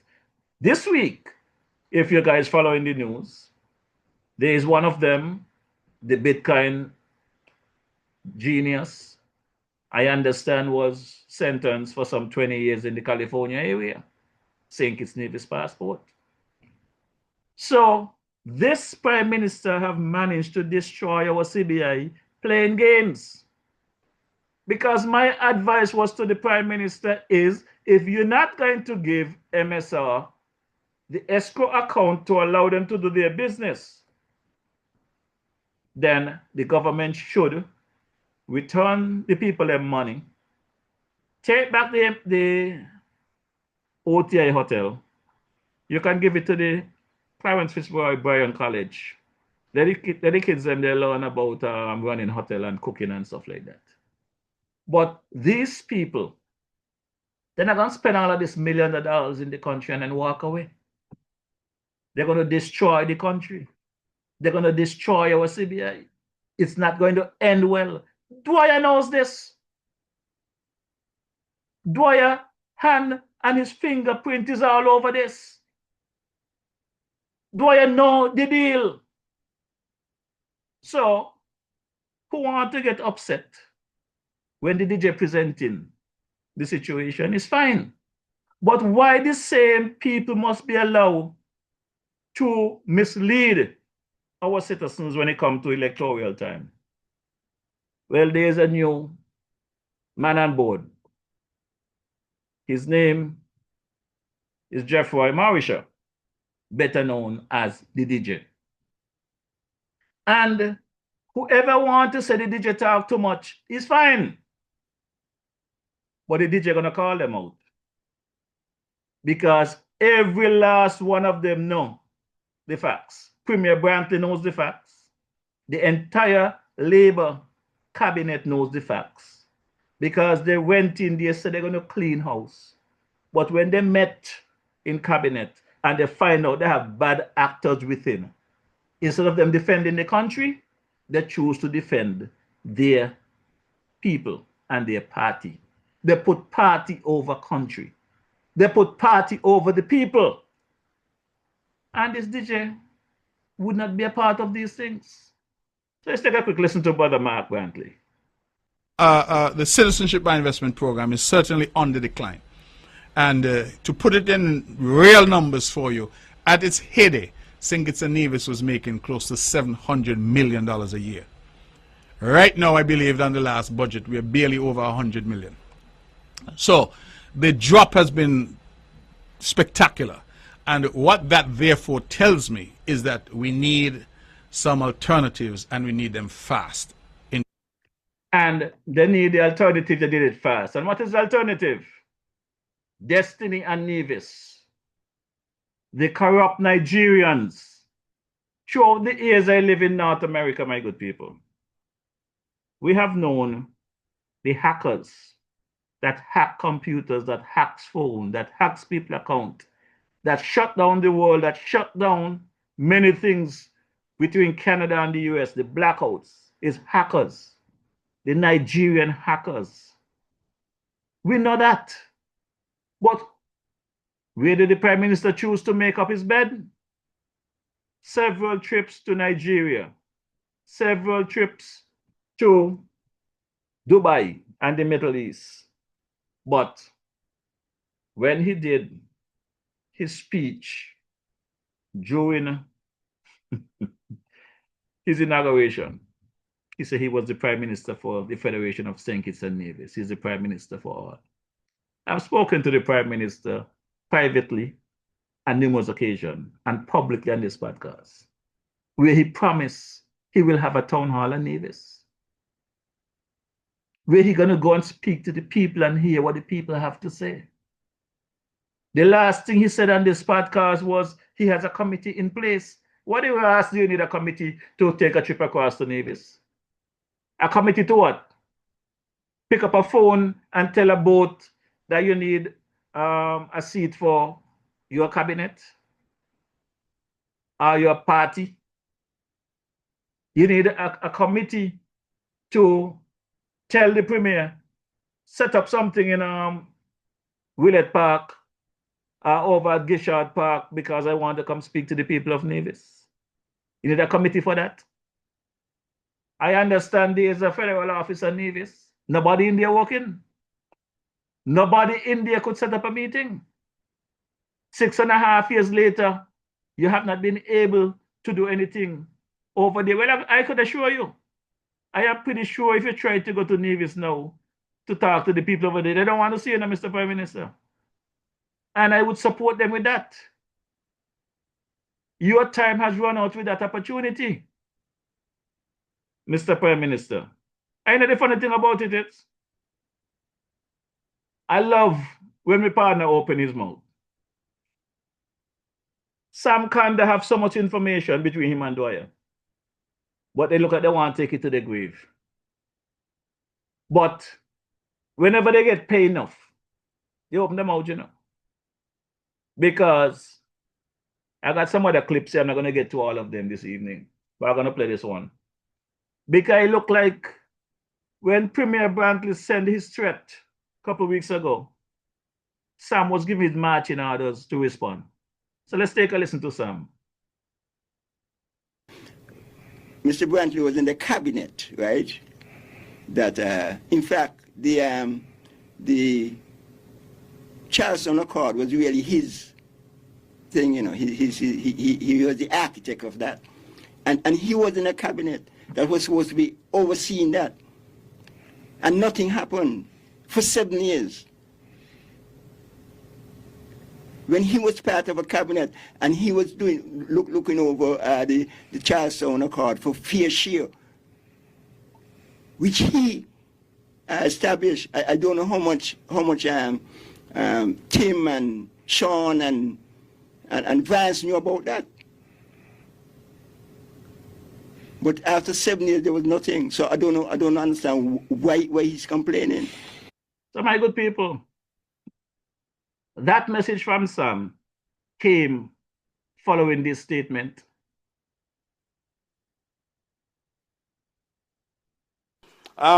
Destiny proposal, I can report that the Nevis Island administration, after exhaustive town halls and stakeholder engagements and feedback and exhaustive engagement with the proposers for Destiny, that we would have sent our approval for this particular project to the attention of the Prime Minister on the 23rd of December 2025. That's the date that I'm advised it was sent. The proposal has gone through, the agreement has gone through various iterations. The agreement, of course, is not yet signed, but we have signaled to the Prime Minister that we are comfortable with what has been proposed, and that was done on the 23rd of December. As we know the process, it now shifts to Bastille for them to look at it, but we are expecting that that will be dealt with in short order, largely because this is a Nevis project. This is not a federal project. It is not a Sinkits-based project. It's a Nevis project. And the Nevis Island administration has determined that this project will advance the development of the island of Nevis. And we stand behind the project because we think it's a good project for Nevis. Yes. That is what Brantley is saying. He don't care what the Prime Minister say and how the Prime Minister feel. But Nevis must get this project. Doesn't matter what the people or the Prime Minister says. Let's take a listen to this one. And there's a feeling in some quarters, and I will say it because it is true, that Nevis must stay to the back of the bus. But not while Mark Brantley is the Premier of Nevis. Not while I'm here. Because I don't belong in the back of no bus, and nobody in Nevis belongs in the back of the bus. Well, that's what Mark is telling you guys. Here in the back of the bus. This is under a Joe-led administration. But let's hear what Mark had to say under Team Unity-led administration. And as a consequence of the new philosophy, we see projects being funded in Nevis for the first time. The honorable member from number 7 and Prime Minister spoke that over $62 million, $62 million, less than 2 years, has been allocated from the SIDF for projects in Nevis. From hospital to Mondo Track to Bard Stream to Van Samry Airport, you name it. We're now seeing the DNA and fingerprints of the SIDF across the infrastructure landscape in Nevis. So we all know that at Brantley's convenience, Sinkit is good for Nevis. And at his convenience, when he have to lash out, he don't get his way. Sinkit is not good for Nevis. Well, let's take another listen to this clip. It is no secret that our citizenship by investment program has slowed dramatically to the extent that the projected annual revenues have fallen way below that which was realized in previous years. Considering this, we are projecting that our annual share of revenue from the CBI program will fall below the 66 million previously received. To be conservative, we have budgeted the amount of 35 million as a moderate share of revenue from the program for the upcoming fiscal year. Even though we have made this modest projection, we are still hopeful that the actual revenue will surpass this amount, thus providing additional revenues to fund the daily expenditure of government. Yes, my good people. That's what the Premier said. But this is under a Dr. Drew-led administration that they want to prop up. Under a team unity administration, things was doing well.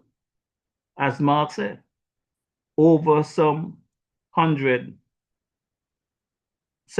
million was there. But you know something, my good people? I just want to ease the pain a bit because there's a track here from some days back. My partner, the King Elimat, called him the white man. And these messages in songs are very important. So let me drop this one for the spinners, like my partner, Adrian Berry. Adrian Berry, this one is for you from the DJ, because I realize that you are a professional spinner these days. Oh yeah, yeah, yeah, yeah, oh.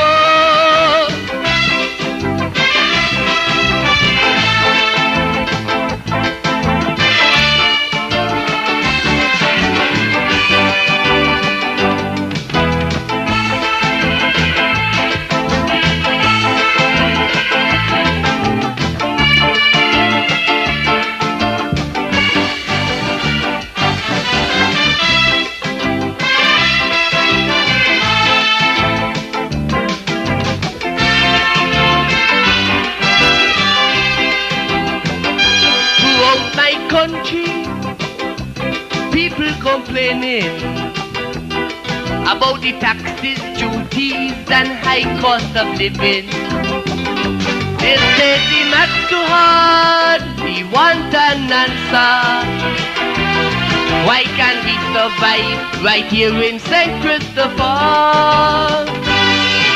So I took up my pen and paper and wrote this composition expressing the cry of our nation. So I say, we as an independent country got to think about our destiny, and so we can't afford to procrastinate.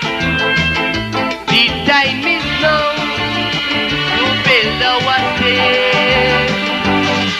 But like a beautiful flower, we will soon fade away and be gone. But our country is here to stay.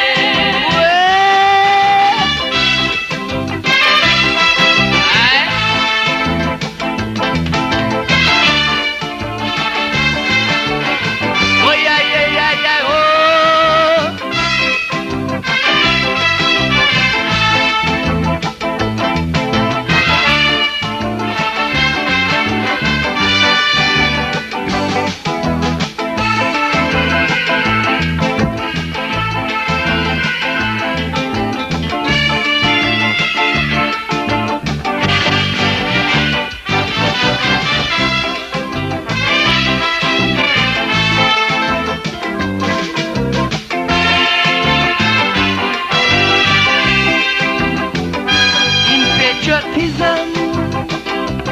Where do you stand? Have you abandoned your country for another land? While you're out there living in exile, oh yeah, foreigners coming in, buying our soil. I say you better come back home, no time to be whistling, or soon you may be trespassing. Oh, we as an independent land and country can sit back and watch idly. Oh no, we have to put to a stop. Foreigners come in, we pay our crop. This is our home, don't let them take it away. One day they'll be gone, but our country is here to stay.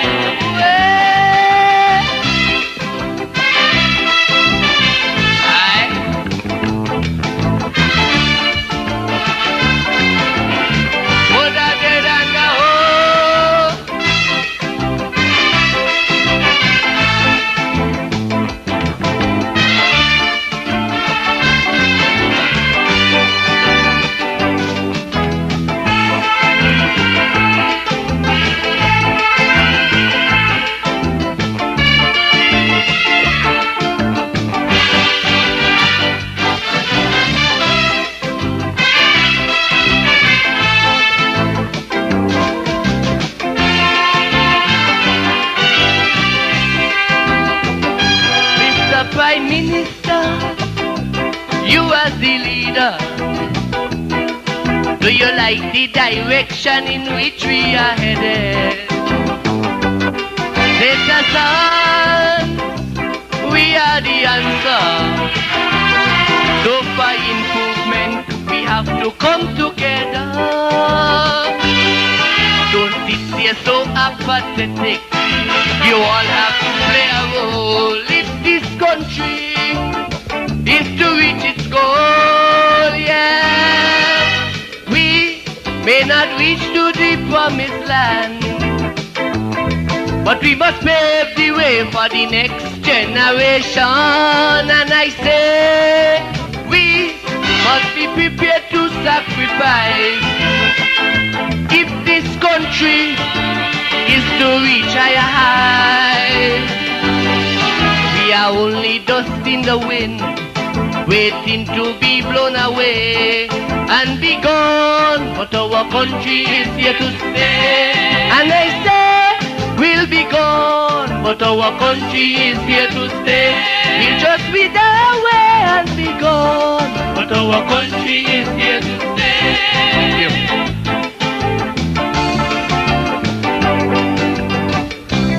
Yes, my good people, and that is the man known as the Mats Tuhad. Our country is here to stay, and we, the good citizens of St. Kitts and Nevis, must ensure that our lands and our sovereignty stays when we are gone. My good people, not too long ago, the AG was on a program there on the Freedom FM with Sister Jamie. And a question was asked in regards to the matter with the St. Kitts Marine Works down there in New Guinea. And what's the status down there? And this was the response from the AG, Garth Winken. There was never any plan, immediate or otherwise, for the land. Okay, so we're at that point where we are hearing that the land is... There is no Nigerian port or anything that has come to cabinet. Container yard. Container yard, Nigerian or Puerto Rican or Guatemala, none. Okay. There's no plan for the land. There is no fear of eviction of boats during the hurricane season. This is all an orchestrated PR plan to try to put pressure on the government to forego the government's claim. And I told you in half a tree about the pier that we are looking to bring to New Guinea. I told you about the commercial dock we are looking at for New Guinea. And I want to tell you that the developers have told me that they are primed and ready for this pier. And we now have the right tools, the right backing, and I am pleased to tell you that within the next year or less, you will have boats docking at the pier in New Guinea, ready to serve the people of our constituencies. So my good people, it was a campaign promise that Brother Samuel Duggins made to the people of his constituency about a new pier down there at New Guinea. And boats will be docking at this time. Well, we realized that after 3 years and 6 months, the boats that are docking there is the same boats that was docking there on the Brother Reggie's Francis business. But the dispute between this government and the St. Kitts Marine Works, aka Reggie Francis.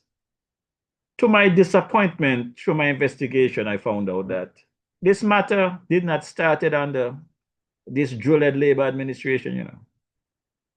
The issue with that New Guinea area there, with the St. Kitts Marine Works, started under the previous Team Unity administration.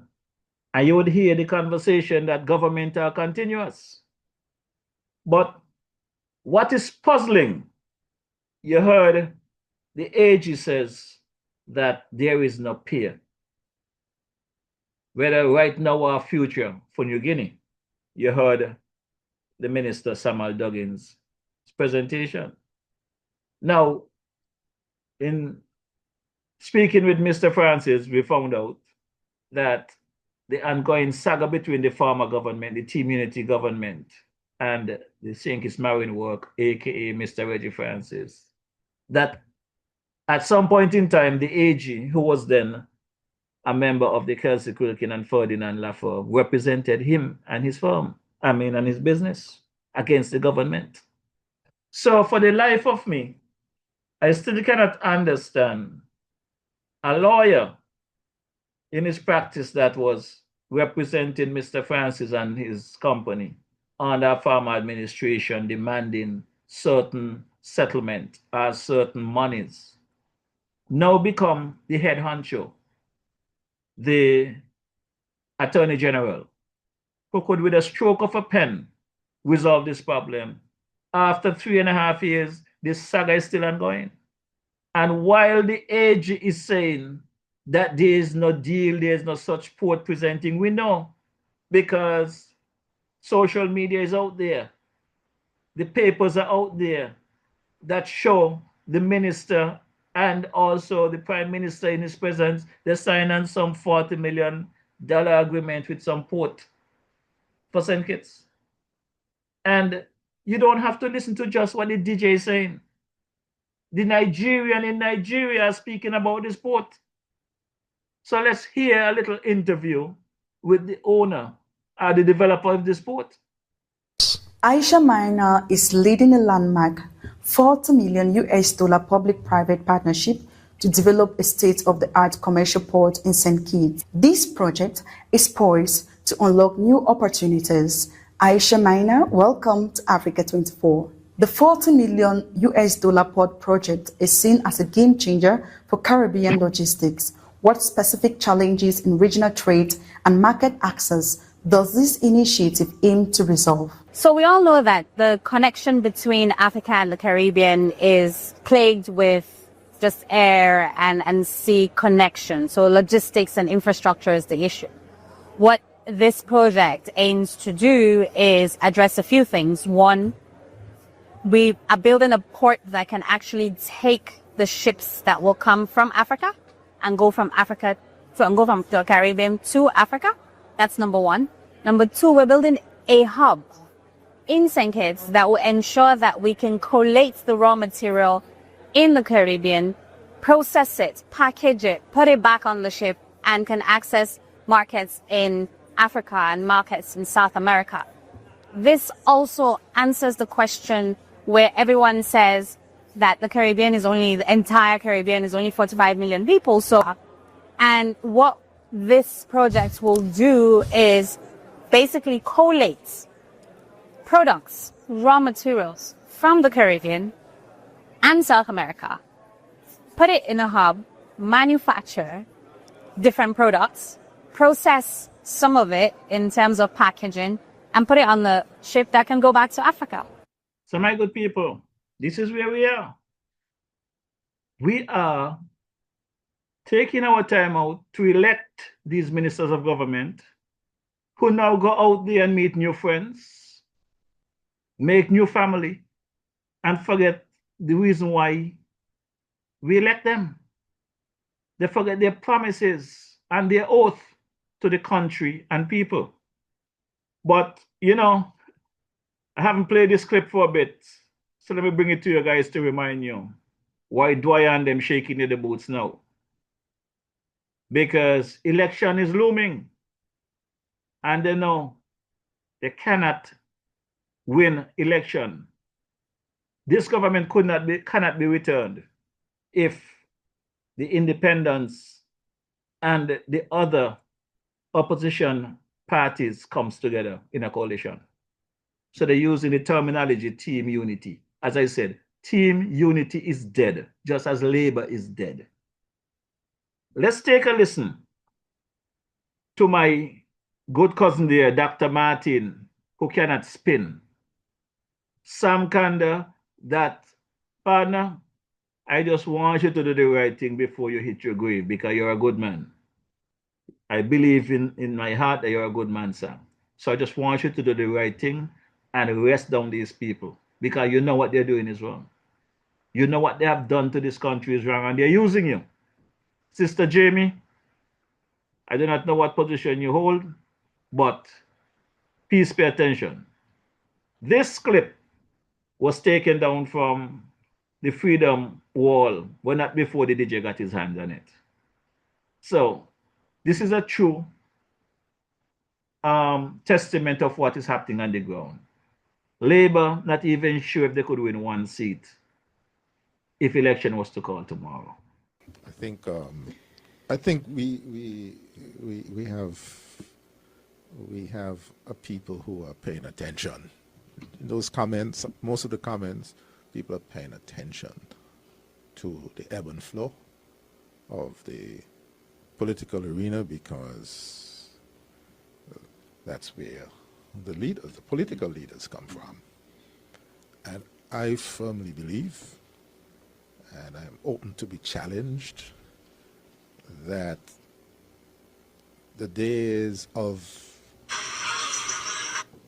the loyal section, the must win, must vote for me, those days are diminishing. They're gone. Well, That's right. That's right. Well, The electorate has changed. I could have argued up until the 1990s that both PAM and Labour had a 40%, 30%, 40% loyal following.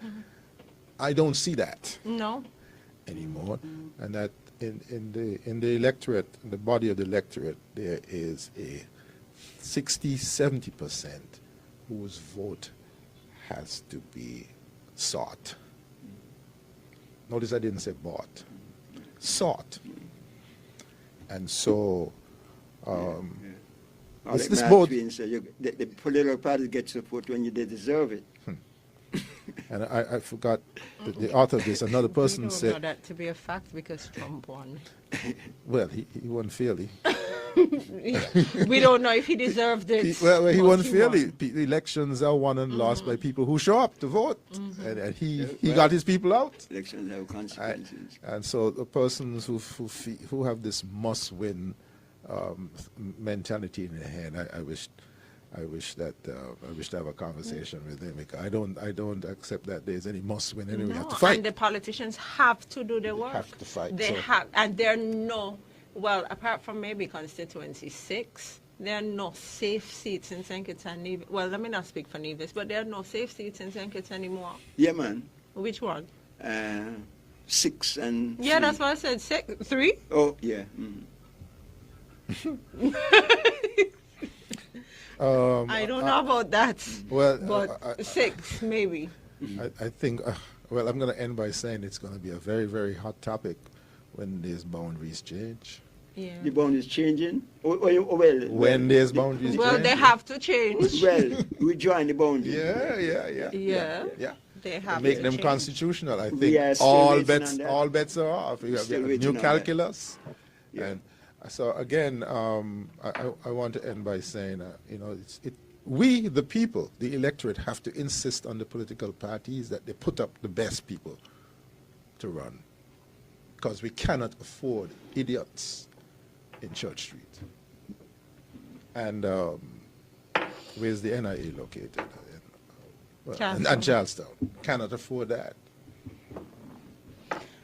Mr. Condor, any final words? Yeah, I think these are really interesting times. Very.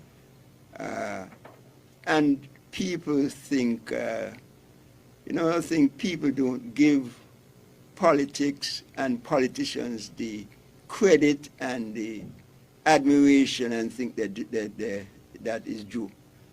I say that this is something that I enjoy doing and will do it again. You would? I would do it again. He has not thrown in the towel, that's what he said. I will do it. Not now, not I'll No, go I back to understand. I understand. In a new life. I don't know new what Dr. circumstance. Martin was trying to do, but I understood what you meant. That's the thing. And this is an honorable thing. This is a good thing. And people have to learn to differentiate between service to the people and parasites. I mean, do we have a lot of parasites in politics? I always saying that the most sacred duty of a citizen is to vote. Without government, life will be nasty, short, and brutish. But I can.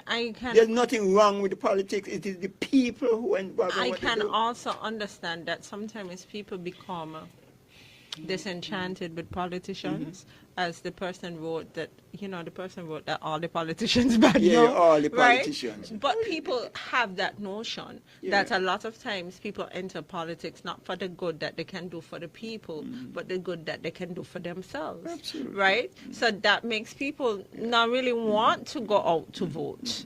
So it is the politician's job and the job of conversations such as these to educate people about the importance of making the right decision. Something, and we're talking about the resignation. We're still speaking on the adjournment. So, my good people, following that conversation with my cousin dear Dr. Martin, Sam, and Jamie, Sam was appointed ambassador to something there. So, his conversation had switched since. And like I said, when some of them are getting some crumbs, they're now guided to try and brainwash the 90%. So, my good people, please pay attention. Let's take a listen to the Big JL, who also have some good advice for the people. Letter that Rudy Val penned and that you've shared with us just now. But what I want to share with you in closing is that we are supposed to be a democratic country. When politicians are in opposition, they're all for the people, of the people, by the people, all of that. To get into government. There you go. But from the time you get in, you forget the people. At times, it seems to me. And that town halls, which were, before you get into office, you're having meetings here, there, and everywhere, because you want to get elected. Once you're elected, you tend to not want to see so many meetings. It doesn't happen anyway. But I think that politicians should give back to the community by having town halls monthly. Whatever you want to share with people, share it with them at the town hall, because people will come out to town halls because they feel a part of the government. I feel that in this case, the SSZ zone should have been special sustainability zone. Should have been shared with the people before it got to Parliament. I think that something should have been done at that level to involve the people, because you're people's government, you're a democratic government, and this is what democracy is all about: caring for people and sharing with people. That is fundamental. And so I want to urge governments all over the world, including those here in St. Kitts and Nevis, and in opposition, because when you're in opposition, you see everything. But when you get in, you forget. So share with the people at all times. Have your broadcast, but go out and meet the people face to face. Because this is what it is all. This is what governance, good governance is all about. That's right. That's right. And so I'm calling on politicians near and far, especially those in St. Kitts and Nevis, all the political parties. Stay near. All the political parties. If you care for people and you want to get re-elected and you want to be a good, successful politician, care for people by sharing. And so this is what should have been done. It's not too late. So my good people, on that essence the matter, again, we are still too quiet. The people need to demand this agreement from the Destiny and Nevis to be placed in the public domain. And we should have a full vetting of that situation so that we know that what is being proposed by this Destiny folks, that they are not just having a by the way conversation with the Prime Minister and the AG or the Premier, but it would be in the best interest of the people of St. Kitts and Nevis, and by extension, the Federation of St. Kitts and Nevis. And you know, the situation is that they like to cry out when you try to talk the things and say you're cussing them and you're this and you're that and the other. But they know that they're misleading the country. They know what they're doing. And they expect us to just stand by, sit by, and allow them to continue to play the games that they play.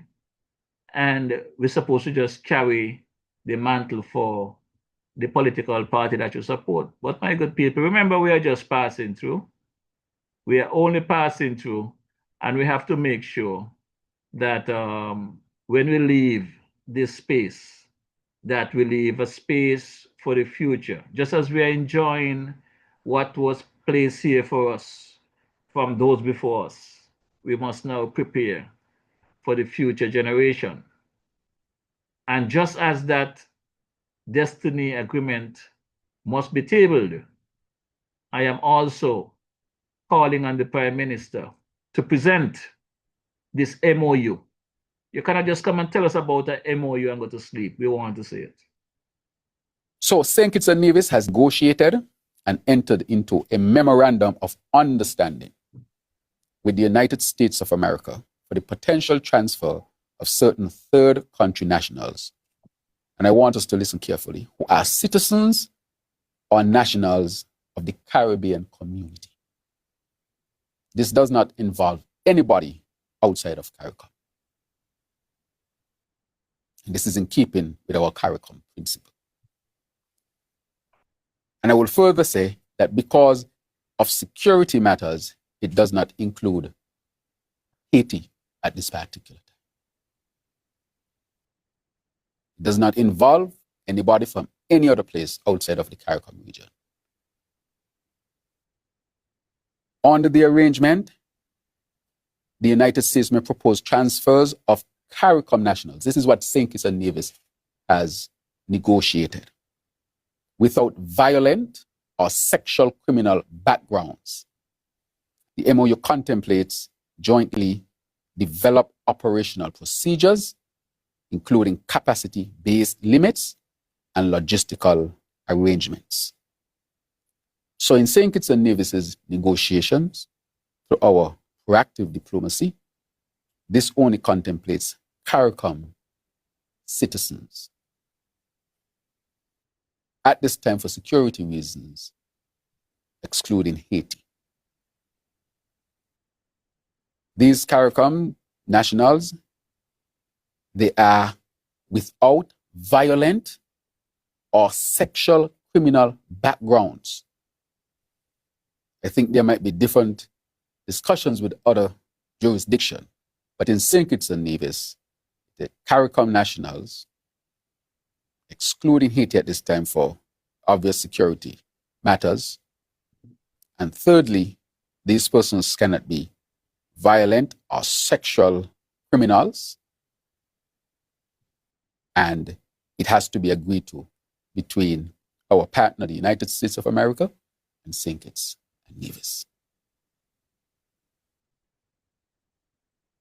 Mr. Prime Minister, this MOU you have to agree to, first, by the citizens of St. Kitts and Nevis. That is what you're missing. And you know you're lying to the people. If you're so sure that these individuals are CARICOM citizens and they are non-violent and not sexual predators and whatever, tell us who they are.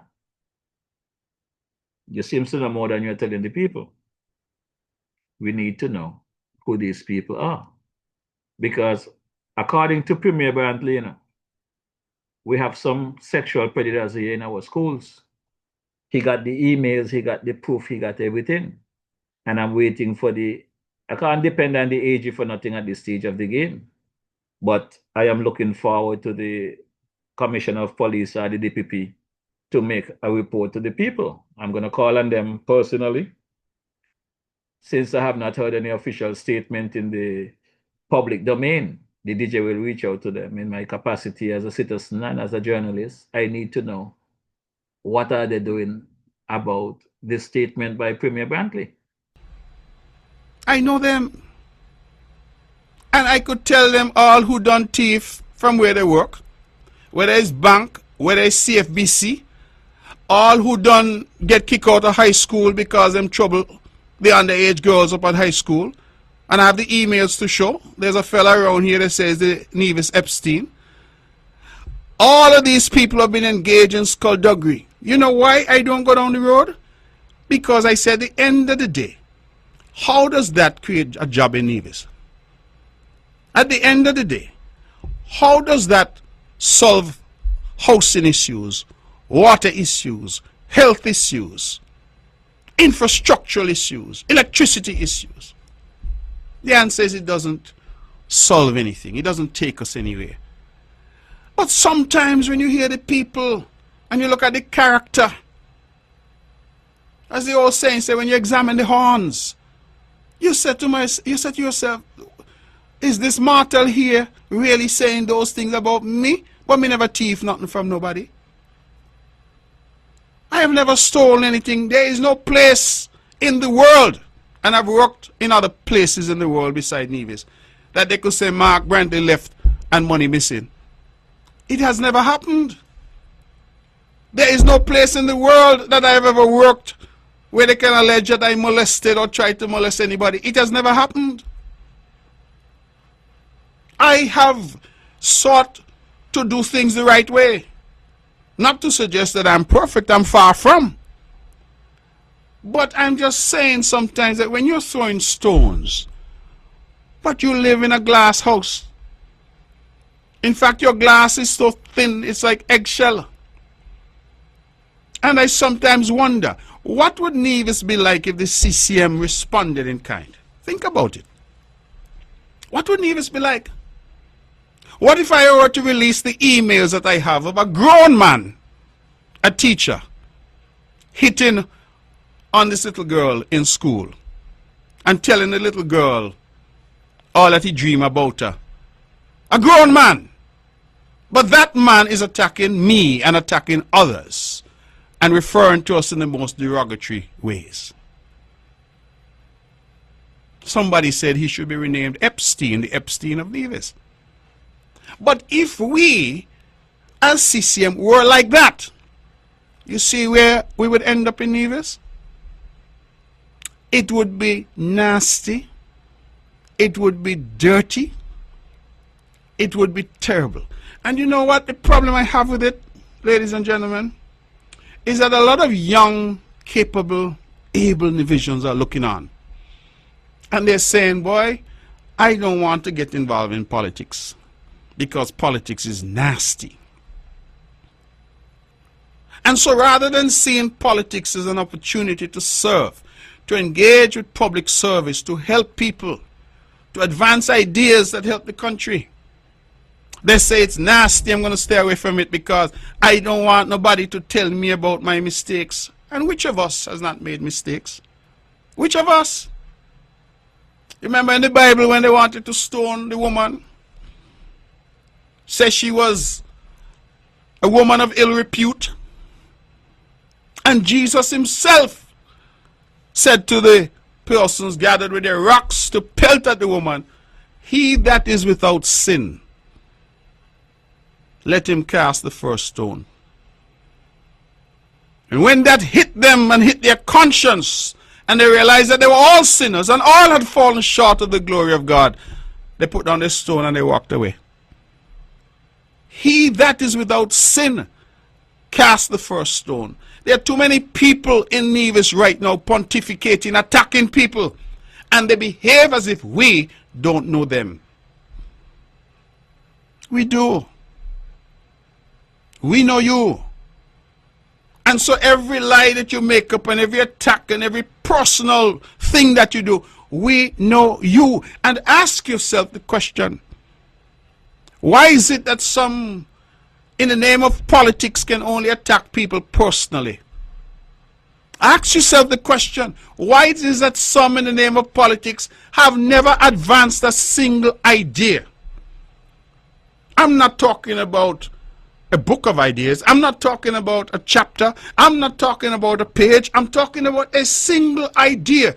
When these phones open this evening, I want you, if you're out there, to call in and say to me one idea, one, not two, one idea that the opposition has championed to advance the people of Nevis. Just one.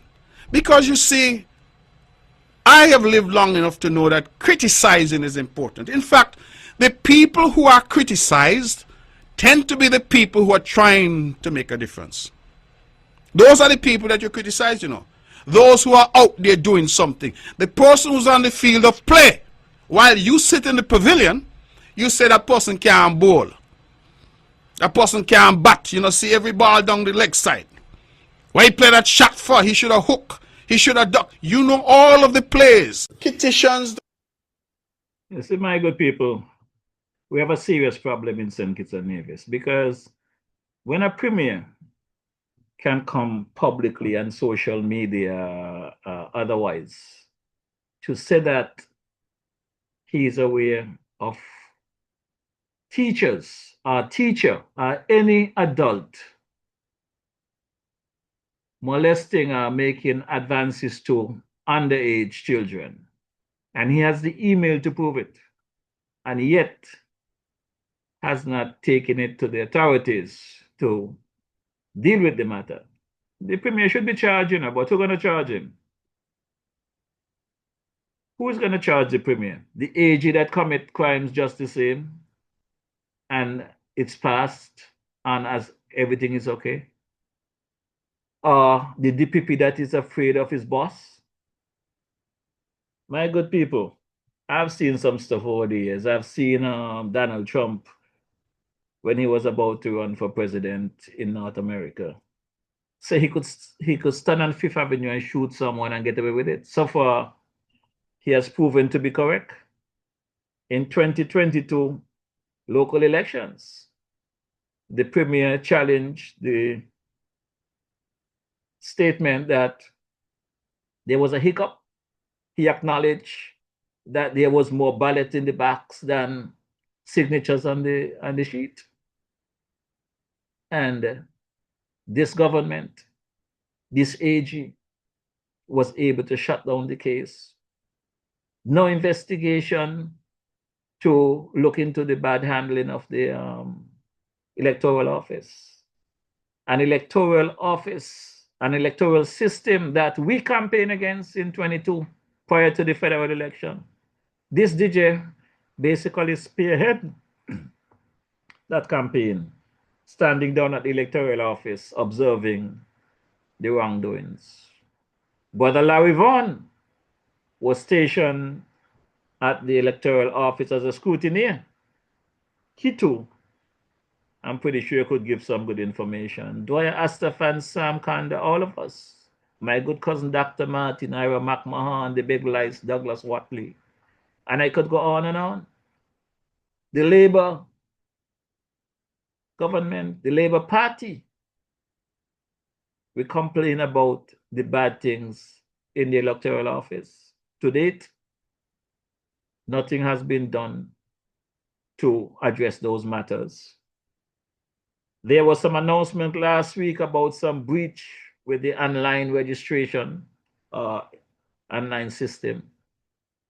I'm paying close attention to it because I am of the view that was just a mockery to do their nonsense that they want to do for the upcoming general election. I understand my boy there, Nigel Carty, name is being called, but I just want to tell Nigel that I know him to be a man of integrity. I do not know what other people know him as. I know him to be a domino player, but I know I'm a better domino player than him. And domino has some serious bone. I understand you're an IT technician, and I can assure you that my IT technician are more experienced than you and better than you. So you guys want to start playing your games with the online registration system, let the games begin. The DJ is paying attention. My good people, Dwyer Astafan made a statement also on last Friday in regards to the music festival. I was going to skip over that clip, but let me go back to that clip because I want to explain something to you good people of St. Kitts and Nevis. So let me go back to that clip because I know you guys are taking this thing lightly and you should not, because election is looming. So let's take a listen to Brother Dwyer. I must say, Jamie, what we're seeing today is not what I envisaged. Okay. For example, I would have had less artists and more variety. Less recycling of the same artists every 4 or 5 years. Mm-hmm. Because this is not just to entertain, it is also to educate. I would always have an African band every year. I would always try to have a Latin band every year, because those things are educative. They are, you feel connections to the music that you don't even have to discuss. You just feel it. And jazz. I would have less artists and, as I said, more variety and less recycling. But you see, this was part of a bigger picture to build out St. Kitts and Nevis as a global center for the entertainment industry. Music festival, art festivals, this, that, the other, so forth. Have a film commission, make movies here, the whole 9 yards. And it's a high-tech business. And also to give our musicians confidence to share the stage and listen to and watch world-class performers. And I was also hoping that part and parcel of the process would include music being played in the schools, violins and all of these other instruments, because with the greatest of respect, I do not think that the quality of music in the country has improved. In fact, I believe it has worsened. Really? Yeah, yes. In terms of the lyrics, the musicality, the musicianship, there's a lot of room for improvement. And I was hoping that we would be at such a point where you have like international artists coming here to record. They use our players as session players in the recordings. Our people go out and form bands, friendships. It's a product. Excuse me, it's a business. But it's also an avenue of human development, cultural, personal, and that sort of thing. And I haven't seen that explosion that I was hoping for. And I do hope that people can recalibrate and look at it in the bigger picture rather than having a bunch of artists on the stage entertaining. And some of them, I must say,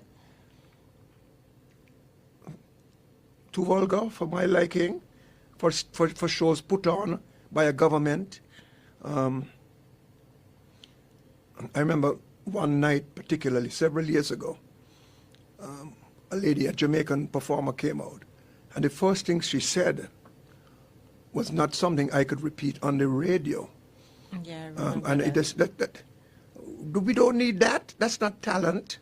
It's a music festival. So let us hear your music, third world. I mean, Hugh Masekela from South Africa, Bobby Caldwell. We had a band from Cuba once, all women. Band from Dominican Republic. Get the international flavor. And you're going to attract people. People can come to the island anyway, and our people will be entertained and they will be edutained. I don't think we are there. And honestly, I believe we slipped early. And I do hope we can catch ourselves, because we will still get the crowds. Our people love music, they love entertainment, they love going out. And if you hear a big brass band from anywhere, I mean, you have Latin connections. There is nothing sweeter than a big band with rhythm. And Africa is loaded with it, and all over Africa, the cultural variety in Africa is like nowhere else on the planet. We need to taste the different things. And you know, the very first performance in the 1996 Music Festival was a Taiwanese classical band that played up in the Carnival Village the Wednesday night. You remember that, Sam? So we need that. Listen, and people say, violin is not we kind of instrument. You ever hear Barry White? You ever hear Isaac Hayes? I saw James Brown perform at the Royal Albert Hall in London. The King of Soul, backed up by the string section, the violins of the London Symphony Orchestra. So we need to get the music in the right place, and we need not just to have a fun week with Music Festival, which is great. We can do more and we should do more. Okay, so Dwyer, you said a mouthful there, but you are concerned about the amount of artists for the music festival. Well, just in case you didn't get the memo, Dwyer, you was a part of the Labour administration. You know, we all do your things. The reason for those bunch of artists for music festival is because they're going to give a 2-for-1 performance. I am of the view that some of these artists, especially the regional artists, like the Marshall, Montana, and them, if they're on the program, will be getting the payment in advance. Election is due August of 2027. But based on what's happening on the horizon, the earth start turning, they start doing all kind of stuff down there in the Newton area with these greenhouses, and you all know, see the billboards them all over the place and whatever. I'm looking at elections, the federal election being called by the end of August, around the Labor Day weekend, the US Labor Day weekend, which is the end of August, first weekend of September. That is when I'm looking for federal elections to be called in St. Kitts, unless the Barbados turnout this evening derail them, or anything in the next couple of months derail them. So the idea of the music festival going to be a very big presentation. Make sure you're all drunk and hype. You are going to get a couple of dollars to make you all feel good, so that you can get drunk and put them back in there. My good people, I am saying to you all, we are already in the minority in our country. The foreigners, as they would say, the economic citizens are more than us. We are aliens in our country. Whatever they bring your way, whether they offer you a job, whether they give you cash, whether they give you papers for land, whatever they give you, take it. But when the time is right, remember that they got to go. I'm going to drop a final track here before I get into my closing. This is one of my favorite tracks that myself and my brother, the Mighty Pat, I asked him to perform some years back, which they try him out at the semifinals because they knew if he get into the finals, it'll be a problem.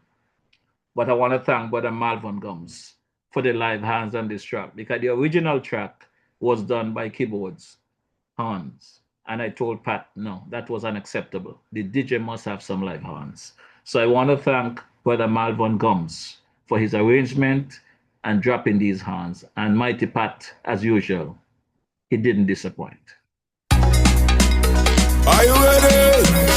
This is Mighty Pat at the control tower. We're gonna chant them down. We're gonna push them down. We're gonna break them down. Get ready to sing. 1, 2, 3. I'm an alien in my country. St. Kitts Nevis, that shouldn't be.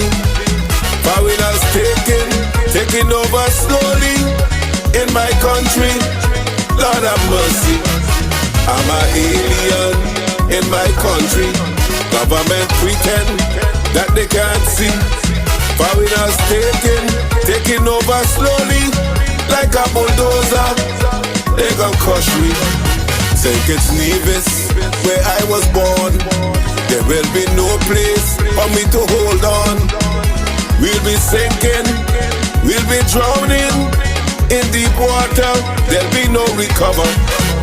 Power hungry politicians slowly selling out the island to Tom Dick, anybody who have money.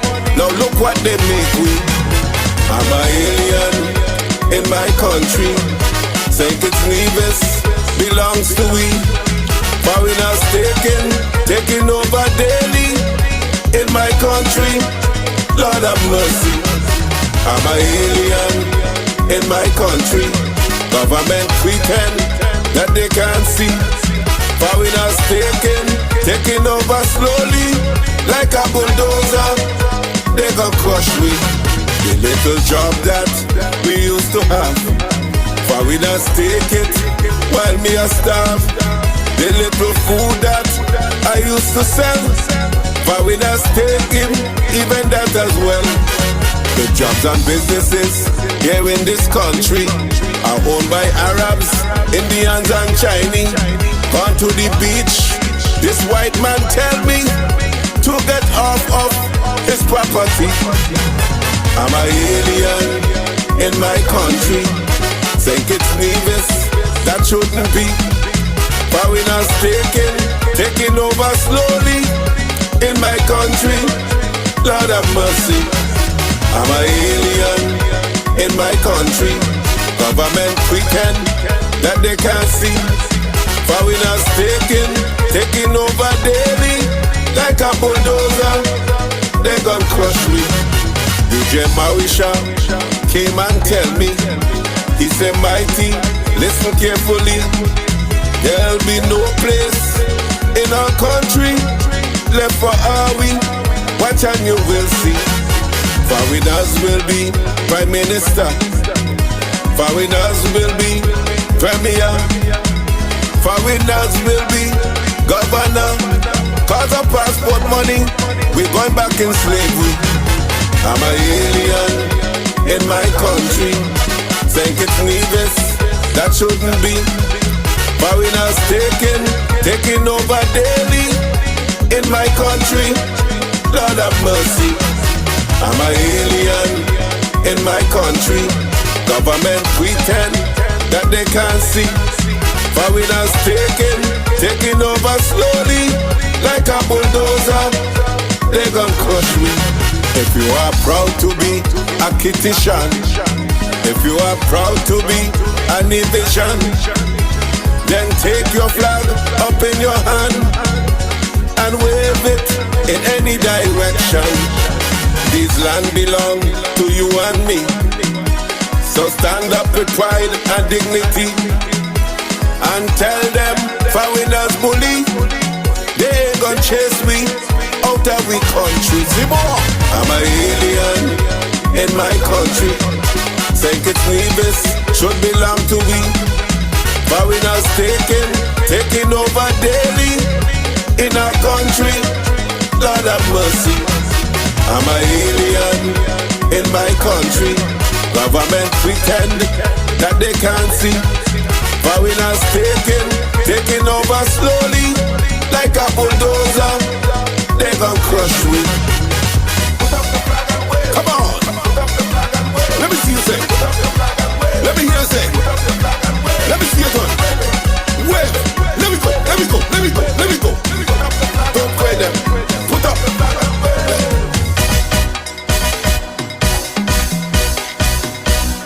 Yes, my good people, and that's the sound of the man, Mighty Pat. We are sure aliens in our beloved Federation. Yes, we are in the Black History Month, February 2026, and I want to take this time out to say a happy belated birthday to my niece, dear sister, Chantel Paris, aka Trouble Paris. My brother, Jean Paris, there, who made birthday, celebrated birthday on the 9th of February. My cousin there, the man Alan Connor, aka Connor, there in the Connecticut area, who celebrates his birthday today. And the DJ himself will be celebrating my birthday this coming Sunday, 15 February, my good people. So, for those of you out there who are listening to the podcast, remember to celebrate the DJ birthday with him on Sunday. And for all you lovely ladies out there, whether you are married, single, or looking for someone, I want to wish you all an enjoyable Valentine's. I wish I could have share Valentine's with many of you, but you know it is the DJ just here chilling out in his bunker, trying to ensure that everything is good. I want to big up Sister Una, who will be celebrating her birthday tomorrow. So Una, you're going to be drinking up some stuff. The DJ have to find something for you to drink up to, eh? So don't worry about that. The DJ got you covered. In the meantime, in between time, let me touch my girl there, Sister Carmen of Carmen Caterers, and hear what she have to tell us. Girl, Sandra, you know where you can find nice, fresh, local food 7 days a week, one provision and all kind of thing. Girl, where? Right down there by Shellings, by Carmen Catering Services. Girl, she opposite the bus stop. Girl, and she also cater for weddings, parties, anything you want to cater for, funeral and all. Girl, and trust me, you're gonna enjoy the food. And she also selling bites on Sundays. Opposite the car shop, right down the main road.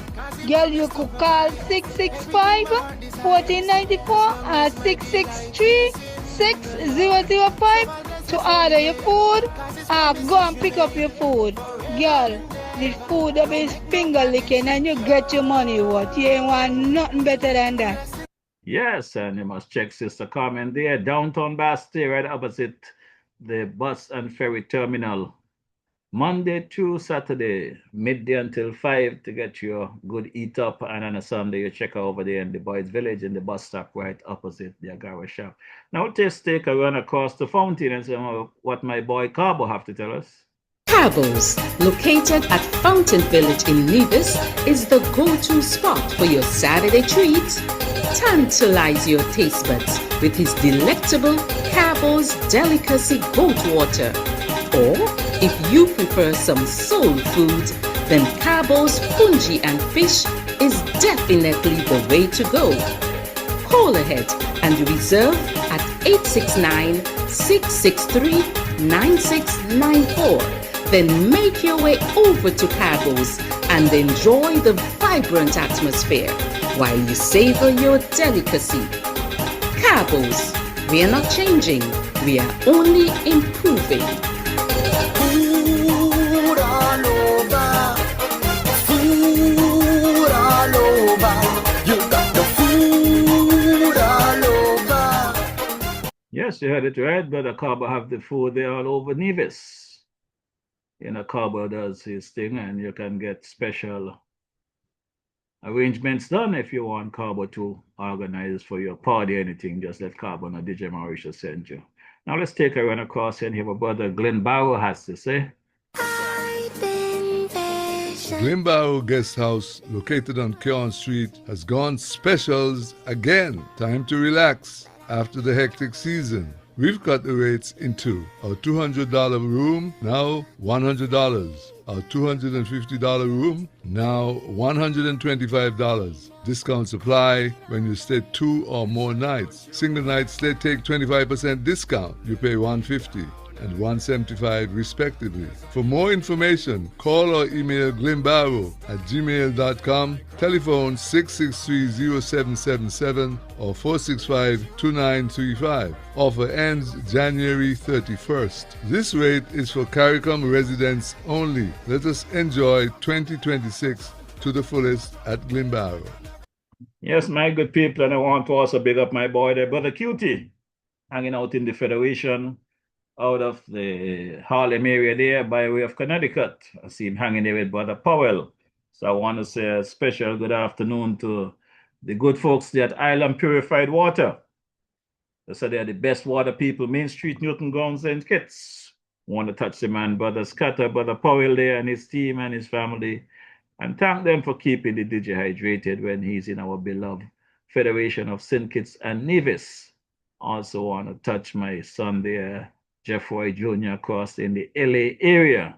Son, I hope all is well on your end. I understand New York is cold as hell. The ice is still on the ground. Touching Sister Gwyneth, Sister Beverly, my mascot there, Sister Dorothy Allen, Cora Bennett, about my girl there, Sister Hayes. I hope all is well. Sister Lynn, get well soon. My good people, it appears that we have come to the end of a podcast for today, Wednesday, 11th of February 2026. And I'm going to drop the unofficial anthem of the Federation of our beloved St. Kitts Nevis. This one is done by the late, great King Arrow. This one is called Arise, my good people. Touching the man there, Brother Benter, my cousin Kent there in St. Thomas, my brother Call, Sister Val, just arise.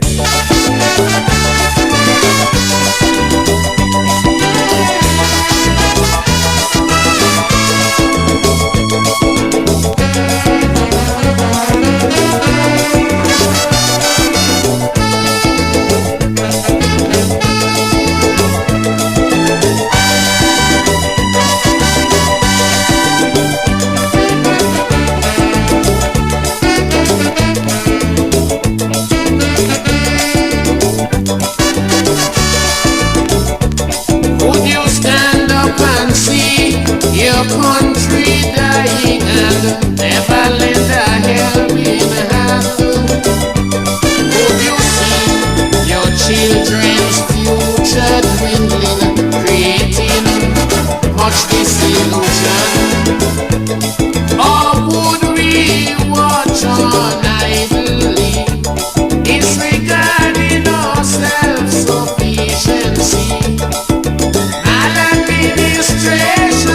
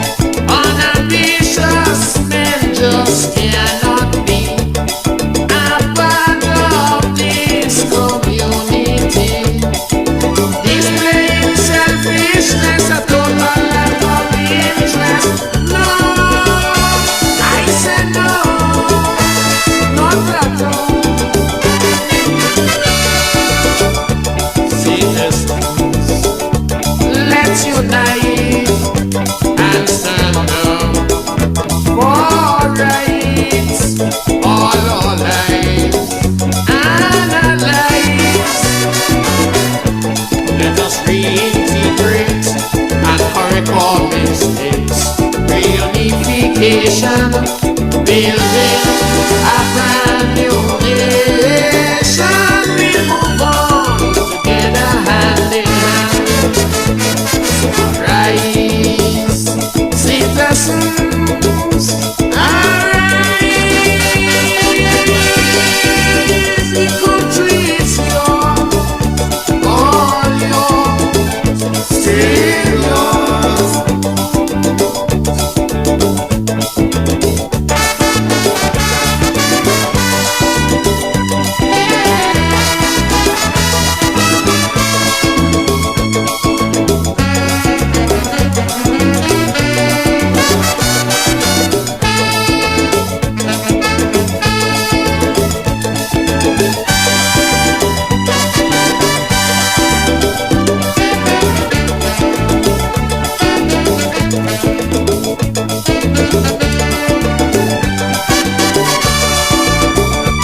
Can your conscience be clear? Indulging corruption or misusing public office, being accused of unemployment and crimes, or disrupting a citizen's peace. Oh, my country in this harmony, separated politically. Hatred for a brother, cannot love each other. No, I say no, not at all. Citizens, let's unite and stand up for rights, all our lives and our lives. Let us reintegrate and correct all mistakes. Reunification, building a brand new nation. We'll move on together hand in hand. So rise, citizens, arise. The country is yours, all yours, still yours.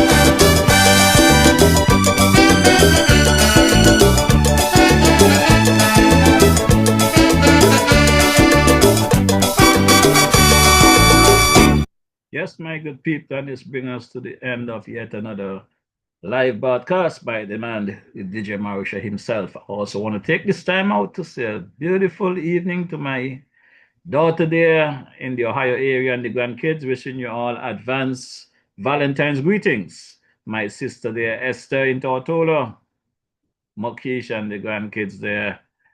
I wish you all well. My nephew, nieces around the globe. You folks in the UK.